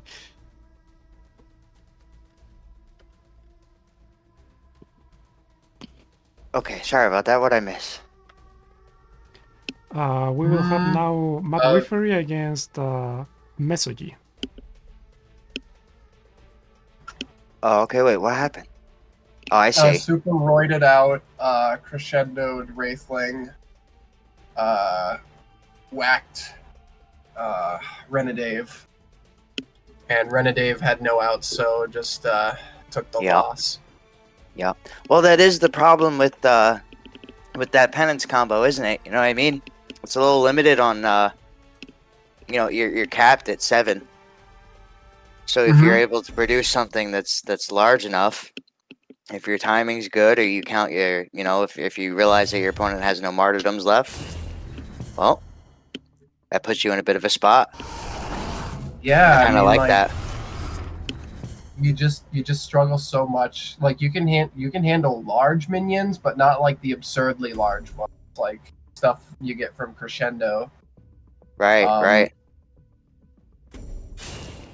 All right, Mezel G is in game. So unfortunately, again here for Mad Wiffery coming in against this spell Songhai is going to be fairly difficult this swarm. I think Wiffery's going to struggle a little bit here, but we'll see.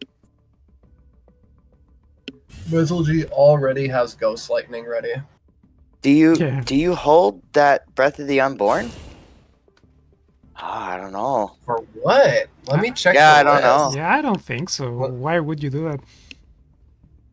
I But mean, it looks like they Breath replaced of, something else. Breath But I of don't the know that I would have Unborn held it. cannot outright kill anything that Mezel G is bringing to the board here. Oh my god, and he plays plenty of 1 HP minions, and Mesoji has Ghost Lightning. Yeah, see, I don't know that I would have done it that way. I think I would have taken the tiles with... I would have at least taken one of the side tiles with the Wraithling that was pre-existing. Especially if I wasn't going to... floated a mana there, right? Just took the tile just for the sake of taking it, I believe. Hmm. I don't know, even though Mez has Ghost Lightning, I don't know that you do it here. Yeah, it's probably not the best option to do it right here I think because you hold it. he also got 8 gates. Yeah, so I think you hold that for a turn, because he's only got 4 cards in hand. I would play a little bit slower here. So he wants Yeah, to that's fair. He wants to defend his arcane amplifier, but is he going to be able to? Yeah, I think so. Wow, and he heals it. He really wants to keep the arcane amplifier alive.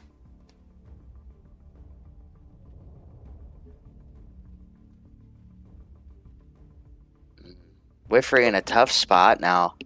Not going to be able to develop very much. I have a slight visual bug on that. I can't see what the third card in is, but Oh, there it is. looks there like it is. not really. Oh, there it is. Okay, so that's pretty dope. So pulls the 1 of NSA. That's pretty clutch. Getting that off the board, especially after a slower turn from the Songhai player here. Yeah, I think. Yeah. I don't know. This So looks what very... I'm starting to 8 gates has been popping up a lot more, and I'm starting to understand it better as like sort of Songhai's version of Horus Tears. If you only have like so much spell damage in your hand, like if you only have 1 instance of a damaging spell, then 8 gates has to go back.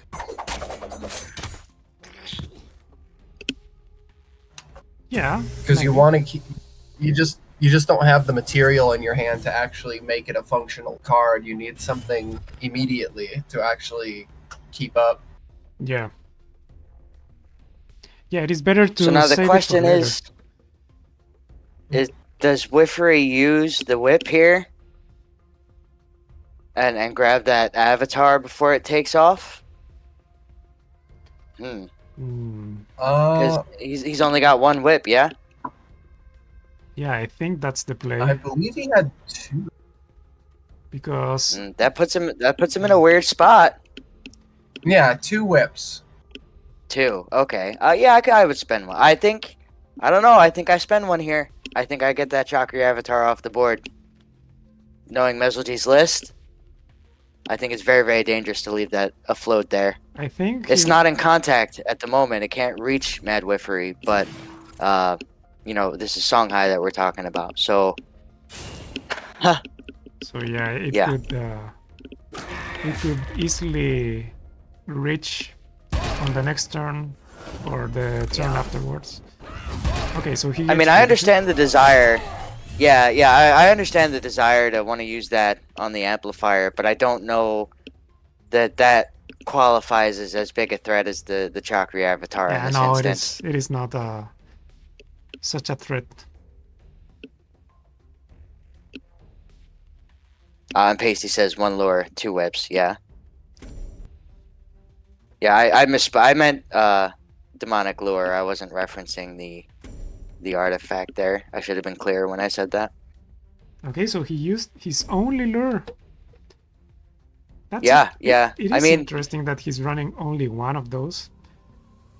Those are like some kind of a removal, but not a real removal, but sort of a removal.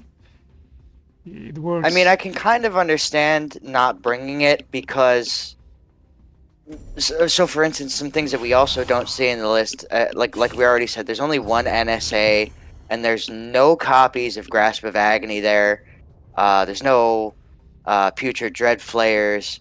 So the positional stuff, I think, in this particular instance, is perhaps slightly less valuable overall. Yeah. No, you're spitting right now. There's nothing regarding positioning for the rest of the deck. So Demonic Lure isn't shining as brightly as it could. But does he have other just seems- removals? Well, yes and no. He's got removal in that looking to develop a board and use that board as pseudo removal. So we see, I believe that's the Wraithling card. Oh, no, it's Crescendo. Yeah. So I don't think Wifrey's exactly worried about removal. I think Wifrey's looking at how can I find a solid turn or two to, I don't know, have a 9/13 Aphotic Devourer hit the board. Yeah. And then make use of that. Yeah, Mesoji, how is he going to get rid of that? If he Well, doesn't... without Onyx Bear Seal, it's going to be tough. Yeah. Oh goodness, yeah. He wants to circumvent it. He doesn't want to have to go through it. But unfortunately, given the board state, I believe he has to do something about it. He's going to use his whole hand to get rid of it, I think. Oh, never mind. He cannot use Sure, the Ghost Sure. Rider. He's not going to take 9 to the face. No, of course How not. did he... That was worth... Oh, it's worth 6! The Phoenix Fire is worth 6 damage because of the Amplifier. Exactly. Nice. Amplifier is good in Songhai's decks, in my opinion. Yeah, that's huge because Wifrey had to spend so much to set that up, and is still losing in the health race, and now behind on board state, albeit mildly, still behind and in a defensive position as far as the board itself goes. Wifrey only has I think, Wifrey 2 is rows okay. behind him to maneuver in. I don't... Yeah, I mean, Mez a little low on cards at the moment. I don't know how that's gonna play out for him, and that's a big development there from Wifrey. Exactly. And look at how light this hand is right now. This is Yeah. Diet Songhai right here. Not the best draw right there. I think he's gotta back off. Like, you have to run from those minions, right? They are too tough. You cannot get rid of them right now. What do you do as Mesoji? Maybe... Well, he wants to develop that Chakri avatar. Yeah, that's probably the play. But the problem is he doesn't really have enough. Like I don't feel like it's gonna stick. There's not enough gas there to make it as big as it needs to be in this particular instance. Given that he can't completely clear the board, and Wifrey has no problem removing that between the engineer that's left over and a general hit for say.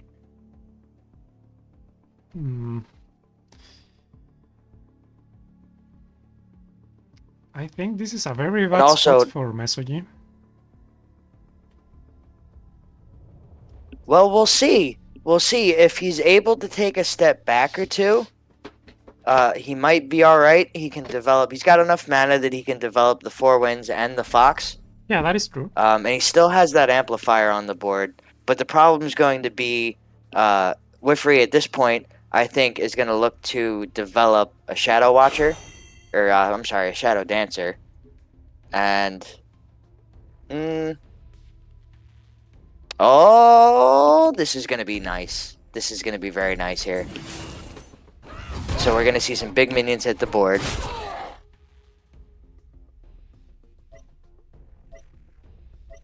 Oh yeah, okay. I would have... Into Darkfire Sacrifice? Oh no, Blood Moon Priest maybe first? Onto the Wraithling. Blood Moon Oh, Priest. see, I thought...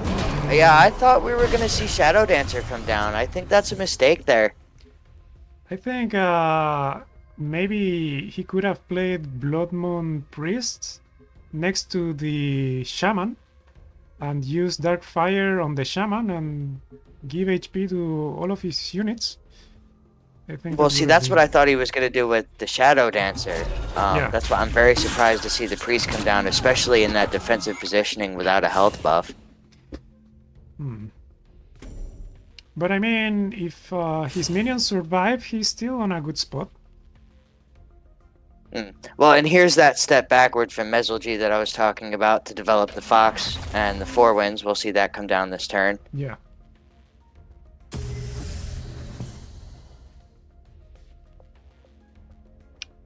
Ooh. Yeah, so And that's a going to be Vortex difficult the for both Kage, players. too. True. True. Well, the Vortex won't give him a Kage Lightning, but it will But allow him some more breathing room. Yeah. It'll, yeah, so, like, Fox is gonna take a hit, and then Kage's coming down, Phoenix Fire, then you can play the Lightning for 0 mana with the Vortex, and probably kill the Shadow Dancer that way.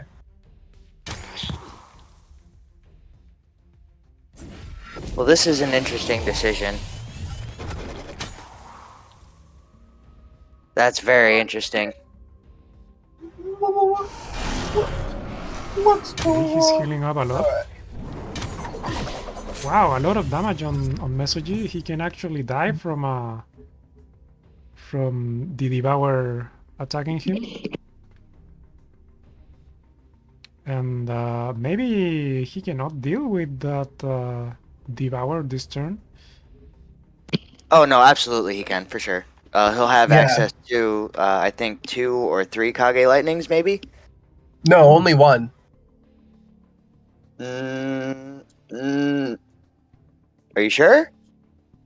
Look, It'll produce a Kage Lightning for every Kage Lightning that was cast, correct? yes. So he'll be able to cast... Oh, I see what you're saying. He'll only be Yeah, able to there's do... not enough mana. Right, right.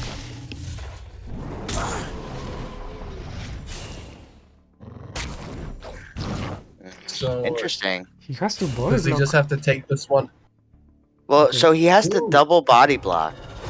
If... Okay, he I uses mean- the spell to not die in case he gets attacked by the Devour. I wish you could get right to business with Kage, like opening Gambit, put a lightning in your hand. You know?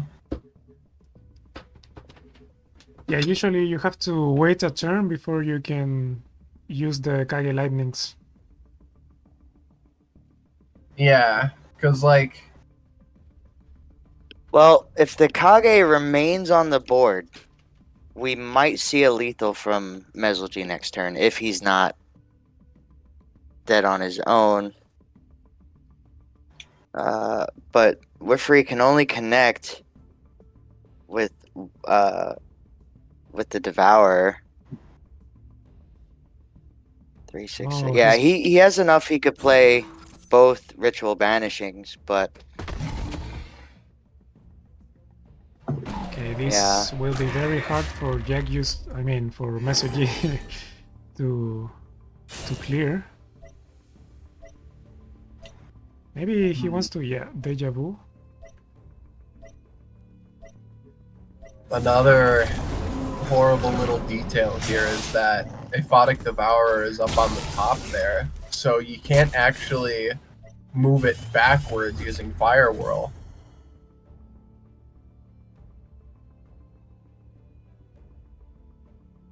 Why do you say that? Why can he not do that?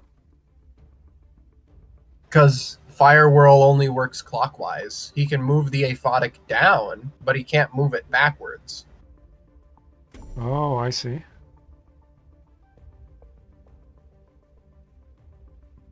That might not have to matter though, because what is Okay, Fire this? Whirl into what?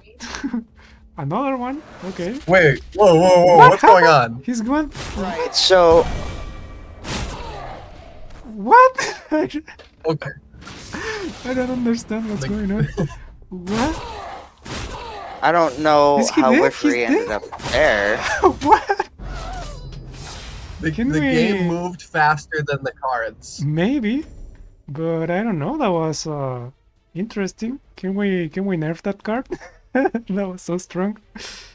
Okay. So, and there you have what I've been talking about for weeks with Fire Whirl, is you can't hide from it. Yep. I'm surprised to not see the Ribbon Dancer as well in that list, but Fox is a great shout in that list. I don't know if he's also running Weaver. No, not also running Rhythm Weaver. Interesting.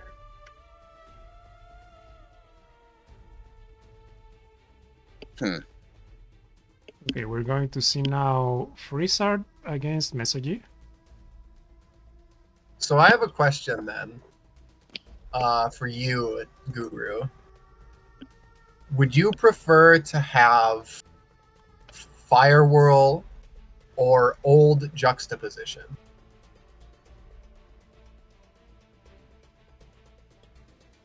Well,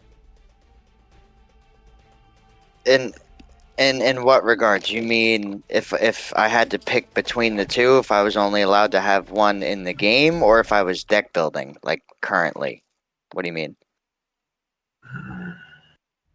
Which one? Okay, so if there was this, well, now that you like asked me the question that way, it does sound pretty arbitrary to have one or the other.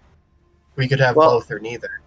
This is loser Right, finals. right. So if I could have Old Juxtaposition in the current game, like, so if I could swap, if Fire World didn't exist and Juxtaposition did exist, and we were trading those cards in that manner, which one would I prefer? That's tough, you know, because they're two different kinds of utility. I think the ability to pull a general off the wall is very important, but we do also have Ribbon Dancer still. So, I mean, you could operate in a very similar fashion with just Ribbon Dancer and also having Old Juxt. So that's an intriguing question. You know, it's definitely hard to answer. I think most Songhai mains would want Old Juxtaposition back before anything else, and they're not huge on Fire Whirl. It's just that I think Fire Whirl has a lot of untapped potential at the moment that people aren't really reaching out and grabbing. Oh no, yeah, for real. Like, Fire Whirl's a very complicated card. I'll be right Old back. Juxtaposition would also, it had a lot of its own offenses. I think it was a cool card, but like, it was also in the same way that Fire Whirl is a backstab enabler. Old Juxtaposition was a backstab enabler as well, because like, you'd attempt to cover your back, only for the backstabbing minion on board to have like the prime position to switch places with your bodyguard. Well, see, I mean, the argument is, like I think we mentioned earlier, that there was a time where in order to avoid backstab, all you had to do was sit on the back wall. And there was nothing as a Songhai player that you could do about that, except, you know, backline maybe a Four Winds Magi or something of that nature in order to encourage your opponent to walk forward. But now, instead of being in that sort of push and pull position, you are able, or rather you are enabled with Firewall and Dancer to apply pressure throughout the game. And if your opponent decides to step backward and hug that back wall, you have a couple of different ways to pull them out, to force them out, and get your backstabs in wherever you can. Now, the real problem, if you were to ask me, is that we no longer have inner focus to take advantage of something like that. So, where in a turn, I could maybe, if I really wanted to, you could do it with a Chakra Avatar. That would be the best example. But you could get a Gorehorn or Kaido Assassin in there to do quite a bit to the enemy general. But you can't do that in a single turn now. You have to wait. Now, granted, that is counteracted quite a bit by the fact that you can pull them off the wall. So, if need be, you can develop defensively and pull that minion in with something like backstab or juxtaposition, even if you really wanted to, or Miss Dragon Seal if you were feeling froggy. So, I mean, overall, the game has changed quite a bit since inner focus was a thing and since juxtaposition has been changed. So, yeah, I mean, overall, that's an interesting topic.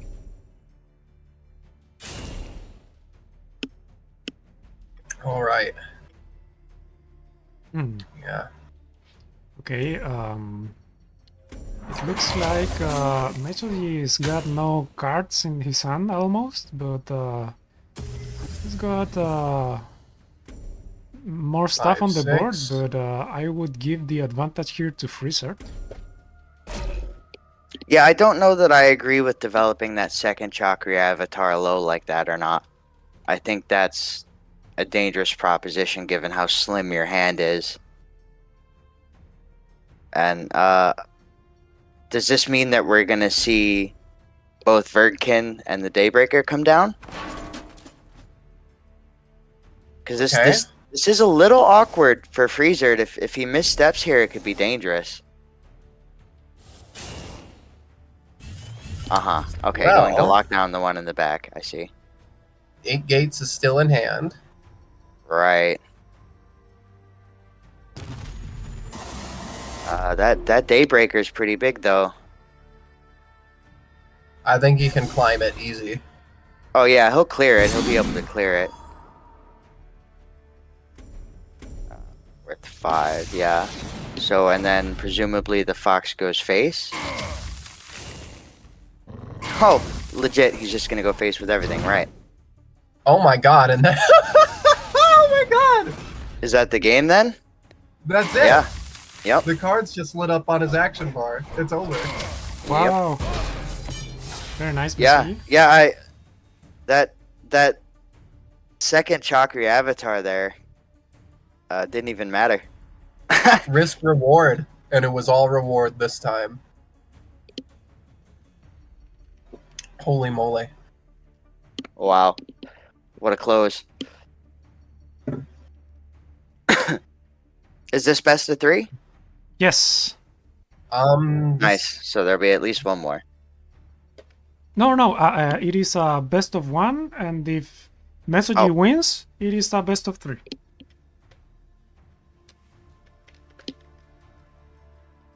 Oh, I see. The next, it'll be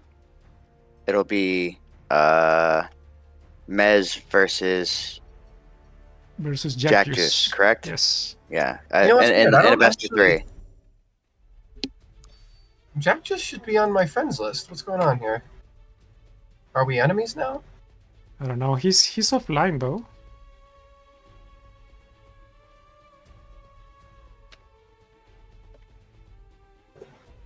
Yeah, there you are. What's going on here? It's probably developing the mobile version right now. Yeah. I'm so excited. I've been wanting to play like a mobile duelist for so long. Playing Shadowverse has been pretty satiating as of late. Have any of you guys been playing the new Shadowverse? I have not. But I played quite a bit of it, yes. Just a quick aside in between games, but what kind of decks are you running? I played a little bit of everything. I played Roach. I played Puppet Portal. I played the Rune deck a little bit. I played some. I messed around with Dragon. I didn't have a very easy time differentiating between Ramp and Aggro Dragon. I sort of mixed the two to some degree. I think the only thing I didn't really play a whole lot of was the Abyssian stuff. Or I should say that with the Abysscraft stuff. We can call it Abyssian here. I played a. Go ahead. I'm a hardcore addict for trading card games, so it's nice to have.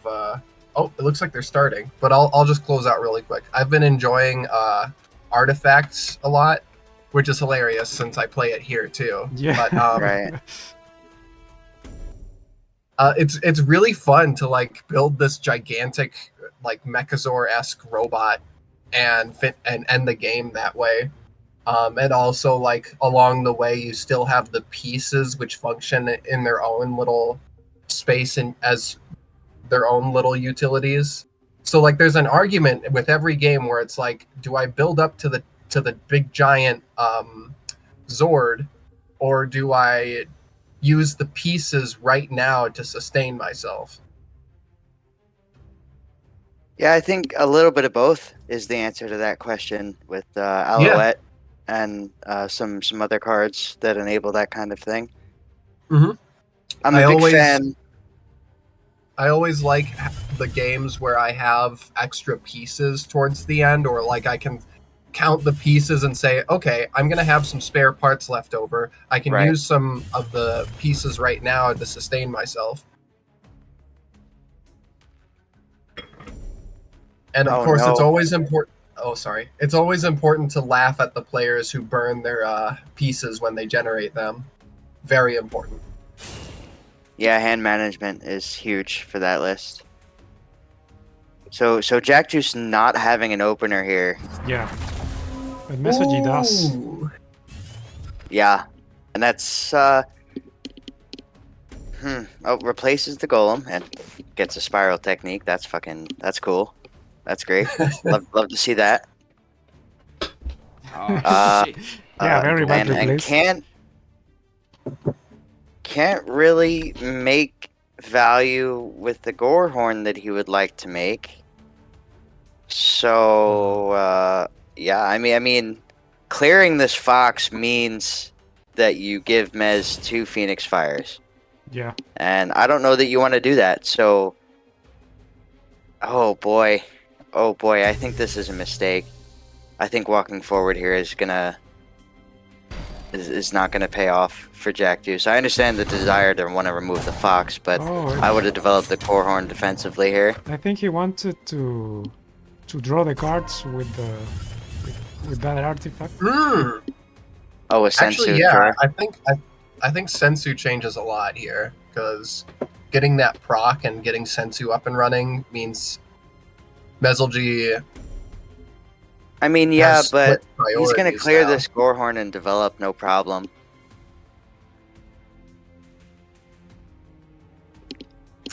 I Mesoji think, can clear this. double easy. Phoenix Fire seems pretty obvious right now. At least one. I think Mez wants to get one of those healing mystics or the amplifier on the field. I don't know that. I mean, maybe he's gonna double Phoenix Fire, but I think I would want to develop a creature here. Yeah, me too. I think hit him into the healing mystic. Yeah. Yeah. Yeah, I think that's a good call. Okay, replaces the World Core Golem. I think also a good call here because he knows that's That's good on Jack Juice. He recognizes the matchup here. I don't think there's going to be an instance where World Core hitting the board is going to be fantastic for him. Yeah, I don't Not think to say so that either. it's bad per se, but it's not going to be beneficial. Yeah, Nah, he's it's gonna be In the same way good. that it would be in some of the other matchups that we might have seen in this tournament so far. Swarm Lionar, perfect use. Right. 8 gates Songhai. I doubt it's even gonna hit the board.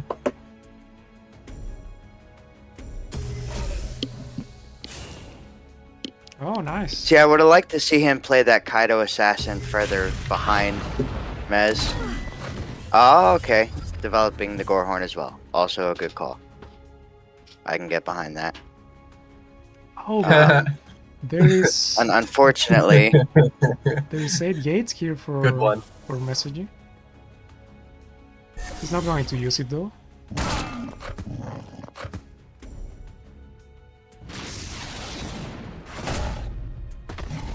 Nice. yep, fantastic Gotatsu there. Yeah. That card, Arcane Amplifier, can give Songhai so much value with his spells. Like that Gotatsu dealt double damage.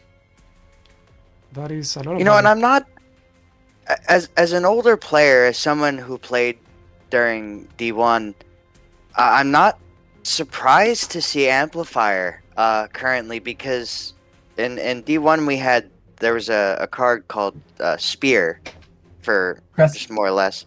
I forget the exact name, but it was a spear, and it gave you Crescent +1 Crescent Spear, yeah, and that would give you +1 to your spell damage, and that was consistent because it had 3 charges on it. Amplifier has 3 health. There seems to be quite a bit of layover there, so very interesting tech choice, and seems to be paying off quite a bit for Mez here.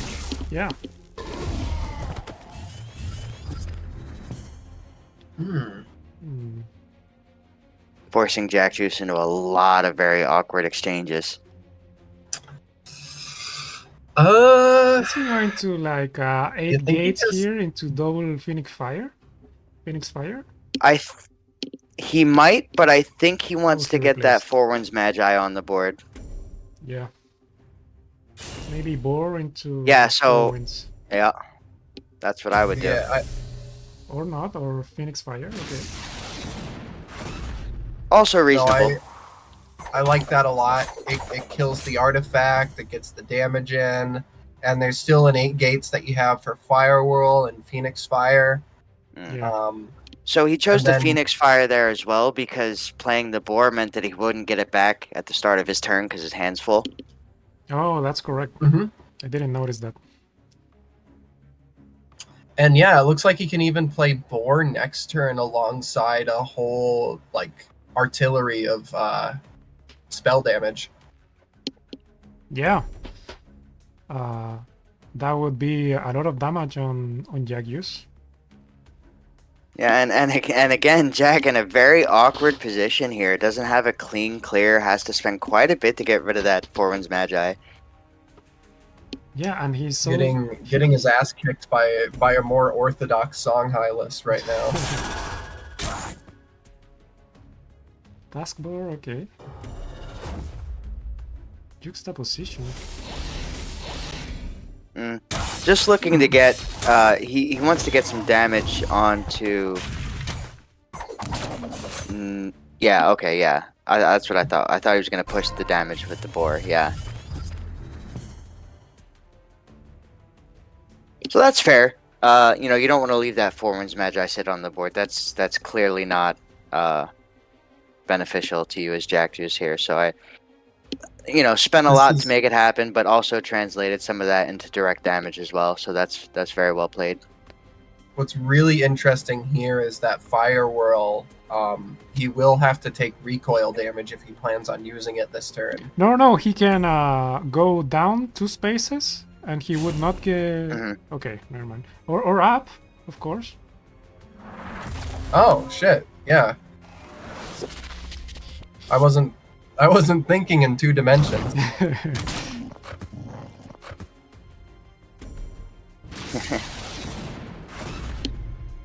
Okay, interesting. I don't know about that. Okay, he had to attack him to get his item. I mean, his artifact. So that's good. Well, Jacques is in I mean, trouble here. either way, pushing that damage as Mesolgy here is perfect because now he's in that range that he can. You know, I mean, he's still got Fox on the field.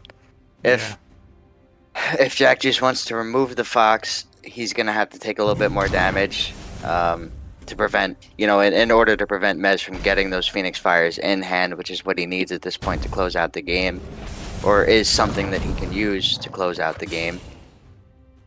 But now, at the moment, doesn't have access to it. Those So 2 World Core Golems in his hand are such a brick.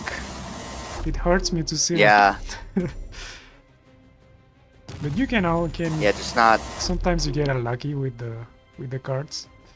Is this over?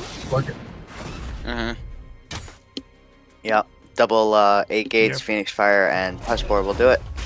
Okay. a little 7 bit of mana for 7 damage. So we Phoenix got a Fire. reset right here. This next one will be best of 3.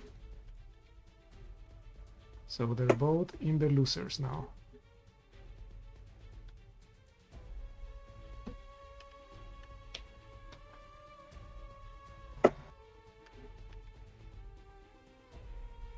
So it's 1 game apiece, and they need to do a tiebreaker now.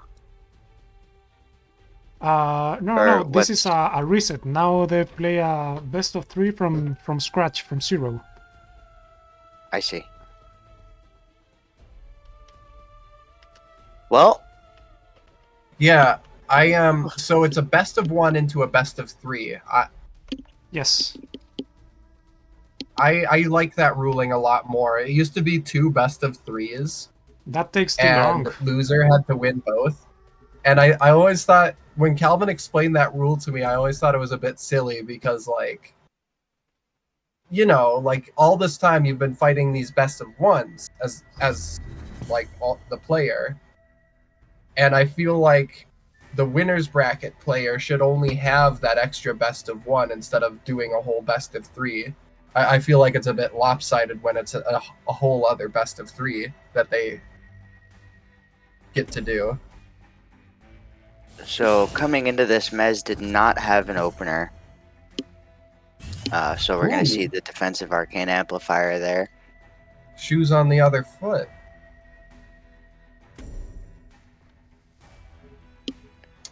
Yeah, getting rid of that World Core Golem fairly quickly. Yeah, it's so useless in this matchup. You can only play it very late game, but when it gets to that point, they are probably very low on HP, so it doesn't matter much if they have it. Yeah, it seems the core of this world is made out of fired clay and mortar. Yeah.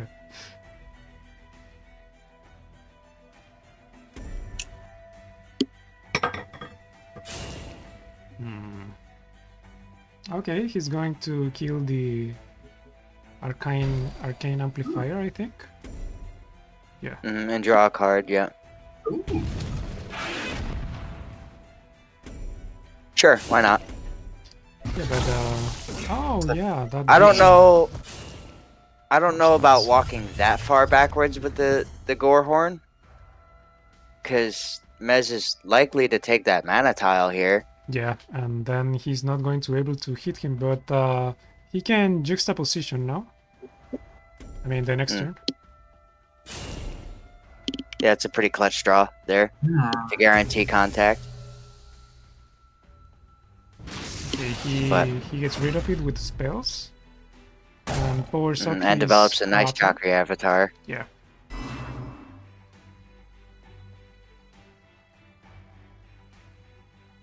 Big avatar, 3 spells coming down. Yeah. With that's 2 cards drawn then as well. So he spent 4, but doesn't lose anything, given the Vortex and the Gotatsu, and develops a 4/5. which is Yeah. just massive. A lot of value.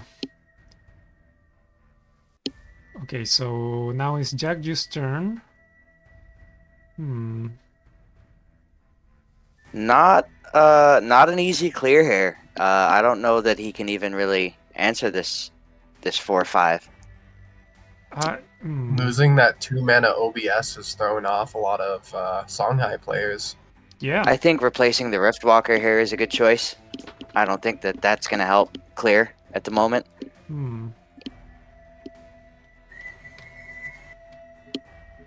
Yeah, either Rift. Yeah, he's Yeah, I don't know. This looks Running tough. is still an option. And he's Yeah, I got think that so too. juicy Oh well, little- sure. He wants to go up onto the mana tile, but the problem is he needs to answer that avatar, which he just simply cannot do right now.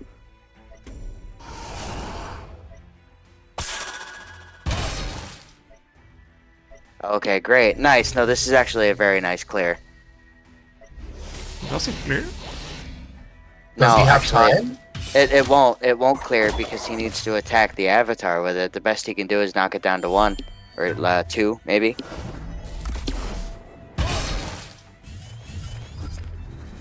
Yeah. So manages to get some damage in, but this is a precarious position. Yep. Jack Juice did have the clear, but I think he ran out of he panicked and didn't have the time. No, see, because he needed to attack Yeah. with the Oh my flame wreath God, in that's- order to clear, so it wouldn't have been around to. Yeah, this is massive for Mez, having that Chakra avatar stick around with enough mana to. Yes, but I'm surprised to see the amp come down. Yeah, I'm surprised at that. I would have thought that he would have healed the avatar with the mystic there. Well, Not if that it's not nothing else, incorrect, but Amp is a 3/3. That is Mm-hmm. one of the most solid bodies in the game. So yeah, for sure. Lantern Fox would have clogged the hand. Tuskboar, like all the other stuff to develop with, would have clogged Right. the hand. Right. I Well, the mystic as well, but I think Arcane was probably a better shout here. is Yeah. Eternity Sage the play here? What do you guys think? It has to be. It has Yeah, to be It's like because the you only can't card you can play here. you can't leave that avatar on the board yet again. That's just asking for trouble, if you ask me. Yeah. Yeah, you take 5, but you've got to get rid of that. Oh, are we getting participation skins this tournament? Yeah, 200 shards gets everyone that's from the 3rd place and below. 2nd place gets 400 shards, and 1st place gets the title if they don't have it, and an MK2 skin that's worth 800 shards. Yes. Wow. Wow. Yeah, the prices have improved. Oh boy. That was my best Mickey Mouse impression for you. I hope you guys enjoyed that. It was very nice. Oh boy! There we go. Okay. That was nice too.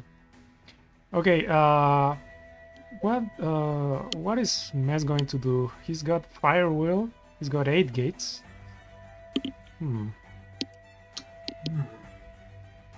Maybe 8 gates, Firewall, and Boar? To get the weapon from the general? Honestly, I think you develop the Forwinds Magi directly behind. Oh. And maybe Firewhirl away. Like send the Eternity Sage and the enemy general further back. Yeah. Okay. I don't know how I feel about using the Arcane amp to clear the artifact there. Fair It's enough. good. Yeah. I mean, fair enough. It gets rid of That- it, so.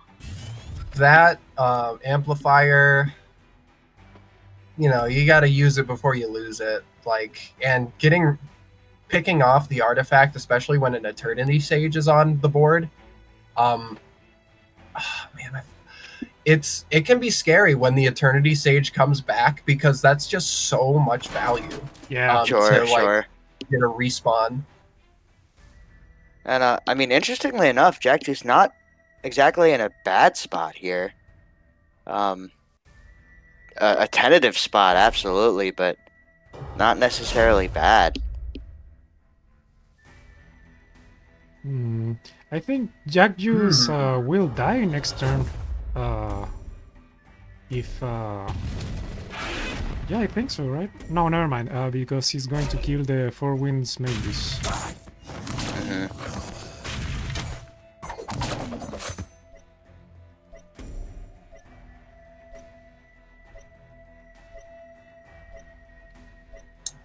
Does Jack just have a Sensu?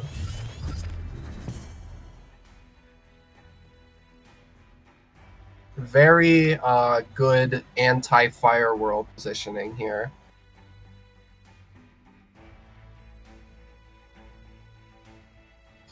But not good enough against Ghost Lightning.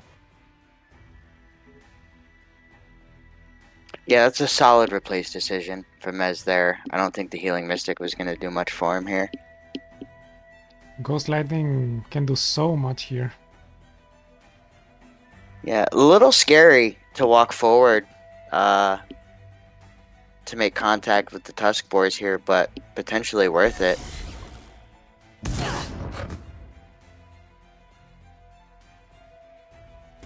I think you just connect.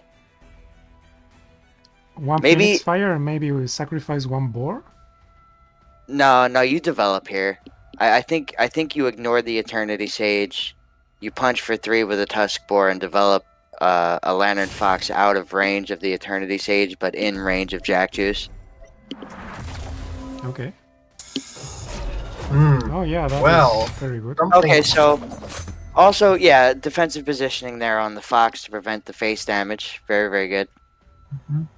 See, something's getting burned here, is what I understand, and it's probably going to be the boar.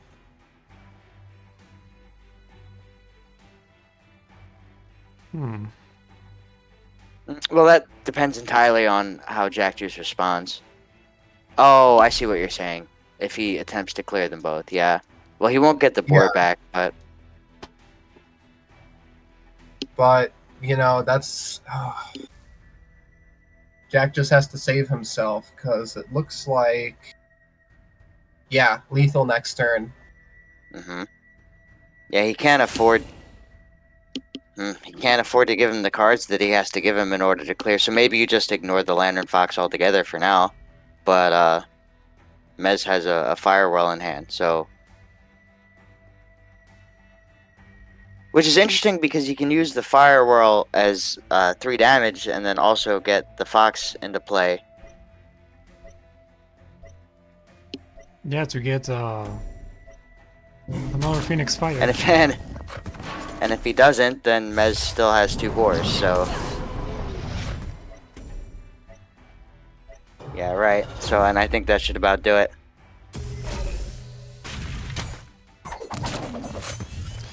I don't know why did he play the Gorehorn behind him, because now he's wide open here, but maybe he was going to die anyway. Does he die though? No, Yeah. I don't think he dies this turn, or does he? Yeah, he's No, gonna go. he's super duper dead. Super duper dead, yes.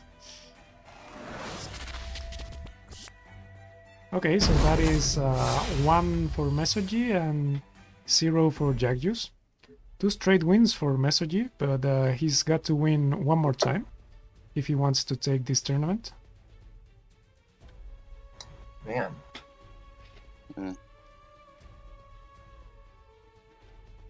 Yeah, definitely props to Jack Juice for getting this far, but that World Core Golem is definitely hurting him here in this matchup, I think. Every time he draws that as just dead weight, it's really affecting, it seems to be. Yeah. What else? You know, I look at a deck like this, and I wish he had like White Palm or something. That would only like delay it, but you know. Well, that it would necessitate a different type of removal, which is what would hurt Mez the most. Given that he's not carrying any OBS, he would have a tough time handling a White Palm turn for sure.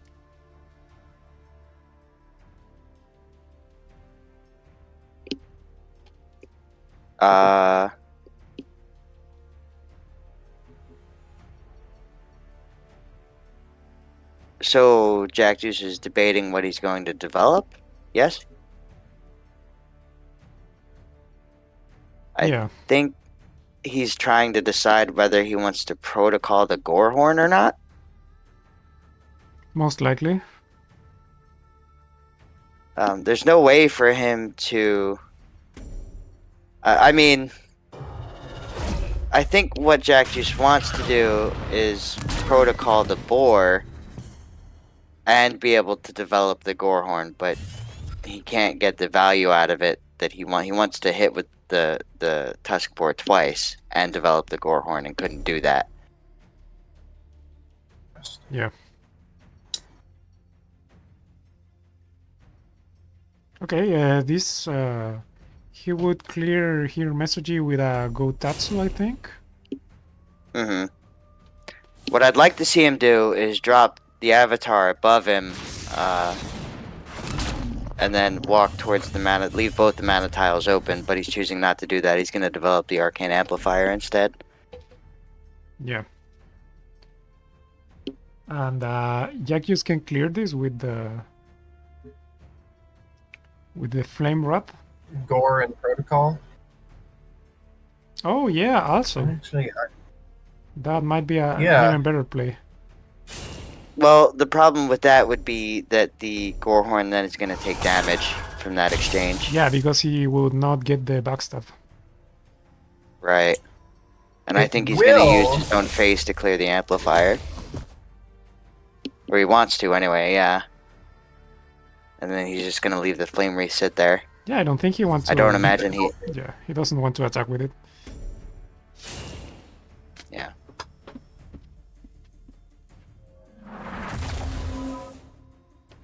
Nice. Nice. That's a very good development there. I like seeing that. Because now that opens up Mesolji to a couple options on this turn now, depending on how Jack Juice responds. Mez has a couple different ways to get out and move into the next couple turns.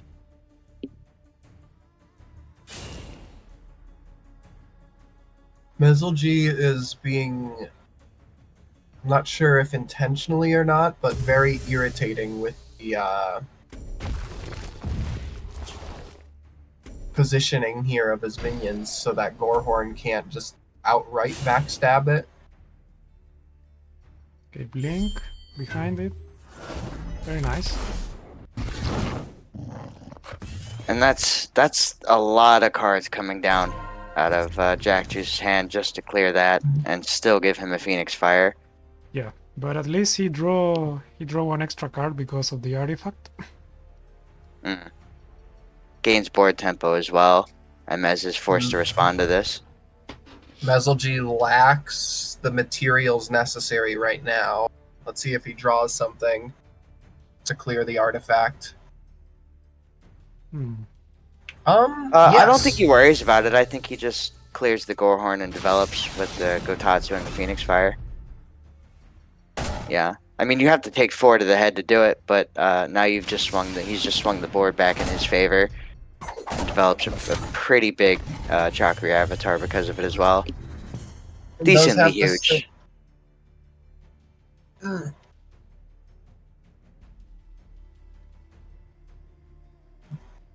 This is still competitive, especially now that he has a second Sensu with activations for it. But nothing. I think he's going to Oh, there we go. move the Flame Rat 2 times and then attack with the General.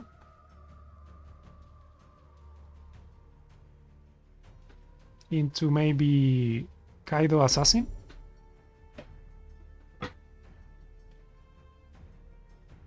Yeah, I mean, if he wants to answer the Avatar here, that's about the way he's going to have to do it. Unfortunately, used his protocol to clear that Fox the turn previous, so he doesn't have it in hand now to take advantage of the Kaido Assassin. Yeah. Does, however, position pretty well in a way that's going to allow him to get some of that damage onto Mez without missing some of those procs.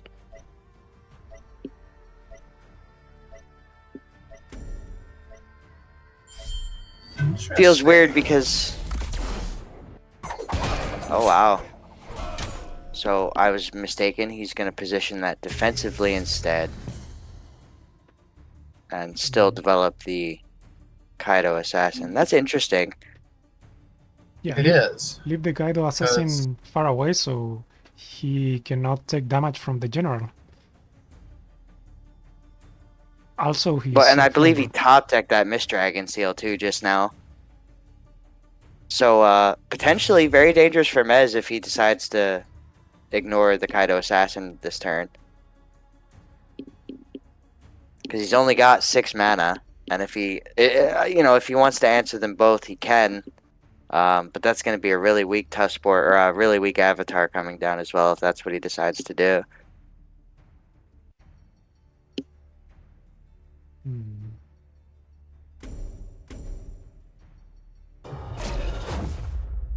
Okay, a couple of boards.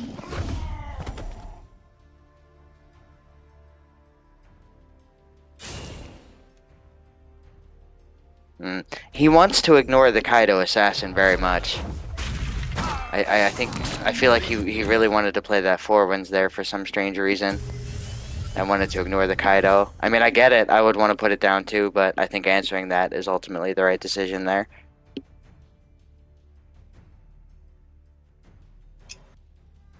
Oh, Jack Juice with that Rift Walker maybe could do a lot here. At least get rid of maybe the Avatar. Well, if he wants to answer that though, he's got to spend another protocol on a net negative turn. Yeah. I mean, not the worst thing, but in playing the Rift Walker, he's gonna miss the damage on Mez due to positioning. And is then also going to have to spend a protocol to answer the Avatar. 7 mana. Now, he will draw the extra card from Sensu, so a little bit of mitigation there. Yeah. But that still feels kind of bad to have to spend that way. But I think it is his only play. Or does he have another one? I agree. I don't think he can afford to leave that Avatar sit there. No, not at all. And you also want to answer both boards, I think. Okay, he does. Okay, so he's gonna ignore one. Yeah.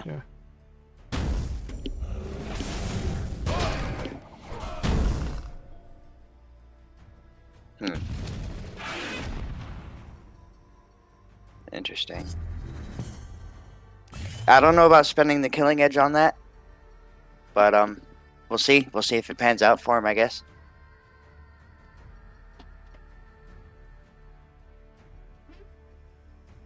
And just as much as that Kage has been, that World Korgorwilm has been a pretty dead card for Jack Juice, we haven't really seen too much coming out of the Storm Kage from Ez. So, a little bit of balance in that, I think. That's cool. Usually, like, Songhai decks are kind of fast. Like, they use plenty of cards that cost low mana. So having Kage it's not easy to play. Not easy to play the Kage. It's... Maybe this is just because I've been playing a lot of Shadowverse recently. Like, the big cards in those in Shadowverse tend to, like, have, like, this kind of all-in-one package kind of design where, you know, what is it? Orcus. Orcus comes with like it's a puppet synergy card, but you can like spend a little extra to like get puppets for free onto the field. I wish the same kind of like philosophy could be for Stormkage as well, where it just sort of gets you like this putsy little like, I don't know, 0 mana, deal 1 damage to a minion like spell just to get started.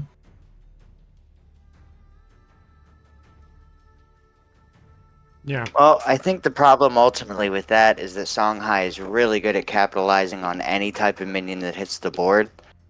This is part of the reason that the amulet decks are somewhat of a problem with Windrunner, and I've seen some editions with Onyx Jaguar. Anytime Songhai has any type of creature whatsoever, they can really capitalize on that and push quite a bit of damage. Oh, Jack just had only that play to make this turn. He said, "Here, eat this." Yeah, it's not the worst, but since Mesoji can heal up with the 4 Winds Magus, it's not that good. What? How long has he been Magus in that? What? When did this happen? What? Oh man, that just shows how old I am. What happened? That's crazy.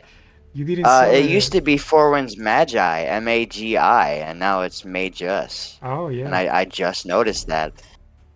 I don't know when that was changed. If maybe that's always been the case in D2. Maybe it was never Magi in D2. I never noticed. I could have sworn it was always Magus.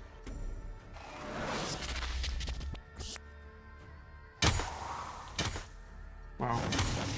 Okay, he heals up Yeah, look at that. 4, that's a lot, and deals a ton of damage on Jagyus. It's looking very bad for Jagyus. It was Magi? Yeah, only in D1, I think. I don't know that it's ever been Magi in D2. Yeah, Basti says Old habits, it was you know? Magi. Hey, look, World Core Golem's playable. Oh, Sure. yeah. You could put it on the board, sure. Go for it. Oh, he replaced it already. Well, he's gotta kill at least one. Oh, he can kill both, right? Both, or no? Actually, no. No. I mean, yeah. No. Yes. Yes. Could technically kill both. Yeah, but he has to go if he face. saw. Right? Yeah. Yeah. So you could do it. I don't know that it's exactly advisable, but it is doable. Yeah. He just has to run away now. Okay, a boar into a. I don't know, boys. I think that's it. He can double body block here, and pray to God that Mez can't do anything about it.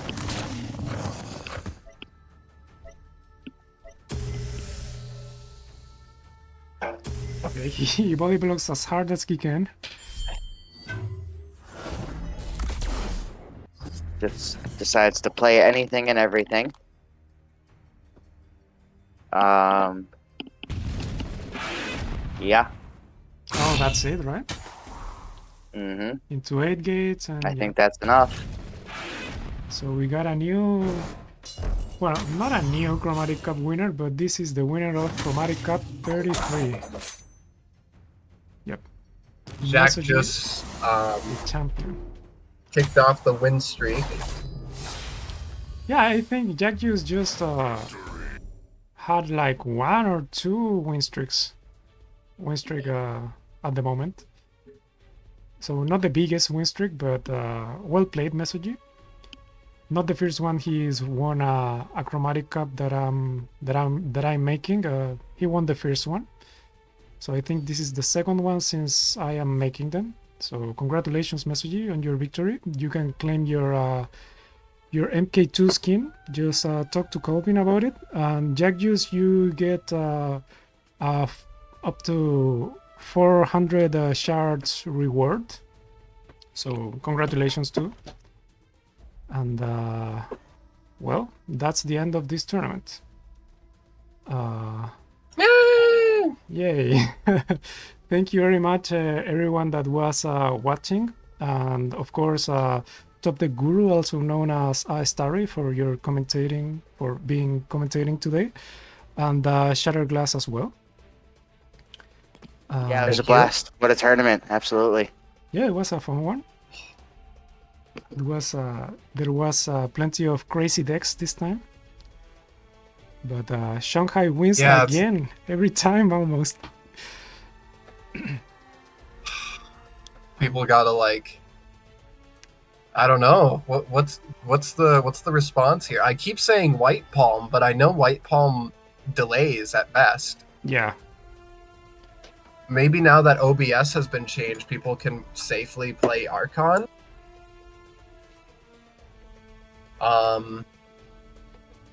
Maybe. Or maybe you just play Songhai and like Keshrai Fanblade. What is and strange fight poison to me with poison is that we had plenty of Lionar decks today, but and the Lionars is supposed to be good against Shanghai, but it didn't matter. We still had 2 Shanghais on the finals. Well, I think a lot of that is attributed to the red and the purple matchup that we saw quite a bit of, unfortunately. Maybe it's that. Well, I'm closing this stream. Thank you everyone that was watching, of course, the commentators. And we shall see again, I believe, in 2 weeks from now. There will be a Chromatic Cup. There should be a Chromatic Cup 34. So, see you everyone again in a couple of weeks. Bye bye. Oh, actually, I have one last announcement to make. Okay. Sorry. We got I've been doing talks about this recently, and I think I will decide that the 15th, well, actually no, the 22nd of July will be the final Serpenti series. I've been talking about this in the chat, but it's the theme of this one is going to be to swap decks with your opponent. You will not be playing the deck you register with your opponent. Every single opponent you face will be playing it instead. So the idea is to make the worst deck possible. We'll be hosting it July 22nd at 12 o'clock Mountain Standard Time. That will be on Origins, right? Because in D2 it's very hard to you don't have all the cards. Correct. This will be an Origins tournament because the full collection is readily available for all players. That would be a lot of fun. I hope people join for that one. I look forward to seeing the very worst. I have one question. Why is it is it going to be the last Serpenti series? I mean, there is no way that we will get another one after that. Well, it's the last good idea I've had, and it's been like months in between having an actually good idea ever since I stopped running the Serpenti series. I see. Well, it will be the last until you get another good idea, right? Yeah. Okay. Sounds or like... until, like, I don't know, Jack just adds like modified rule sets for Duelist Blitz or something. Yeah, that would be interesting. And also, everyone check out the Duelist Blitz that is going to come out in about 3 days. That's a mobile duelist game that Jack Juice is developing. It will be ready to play on Android and I believe iOS in 3 days from now. So check that out as well. And we'll see you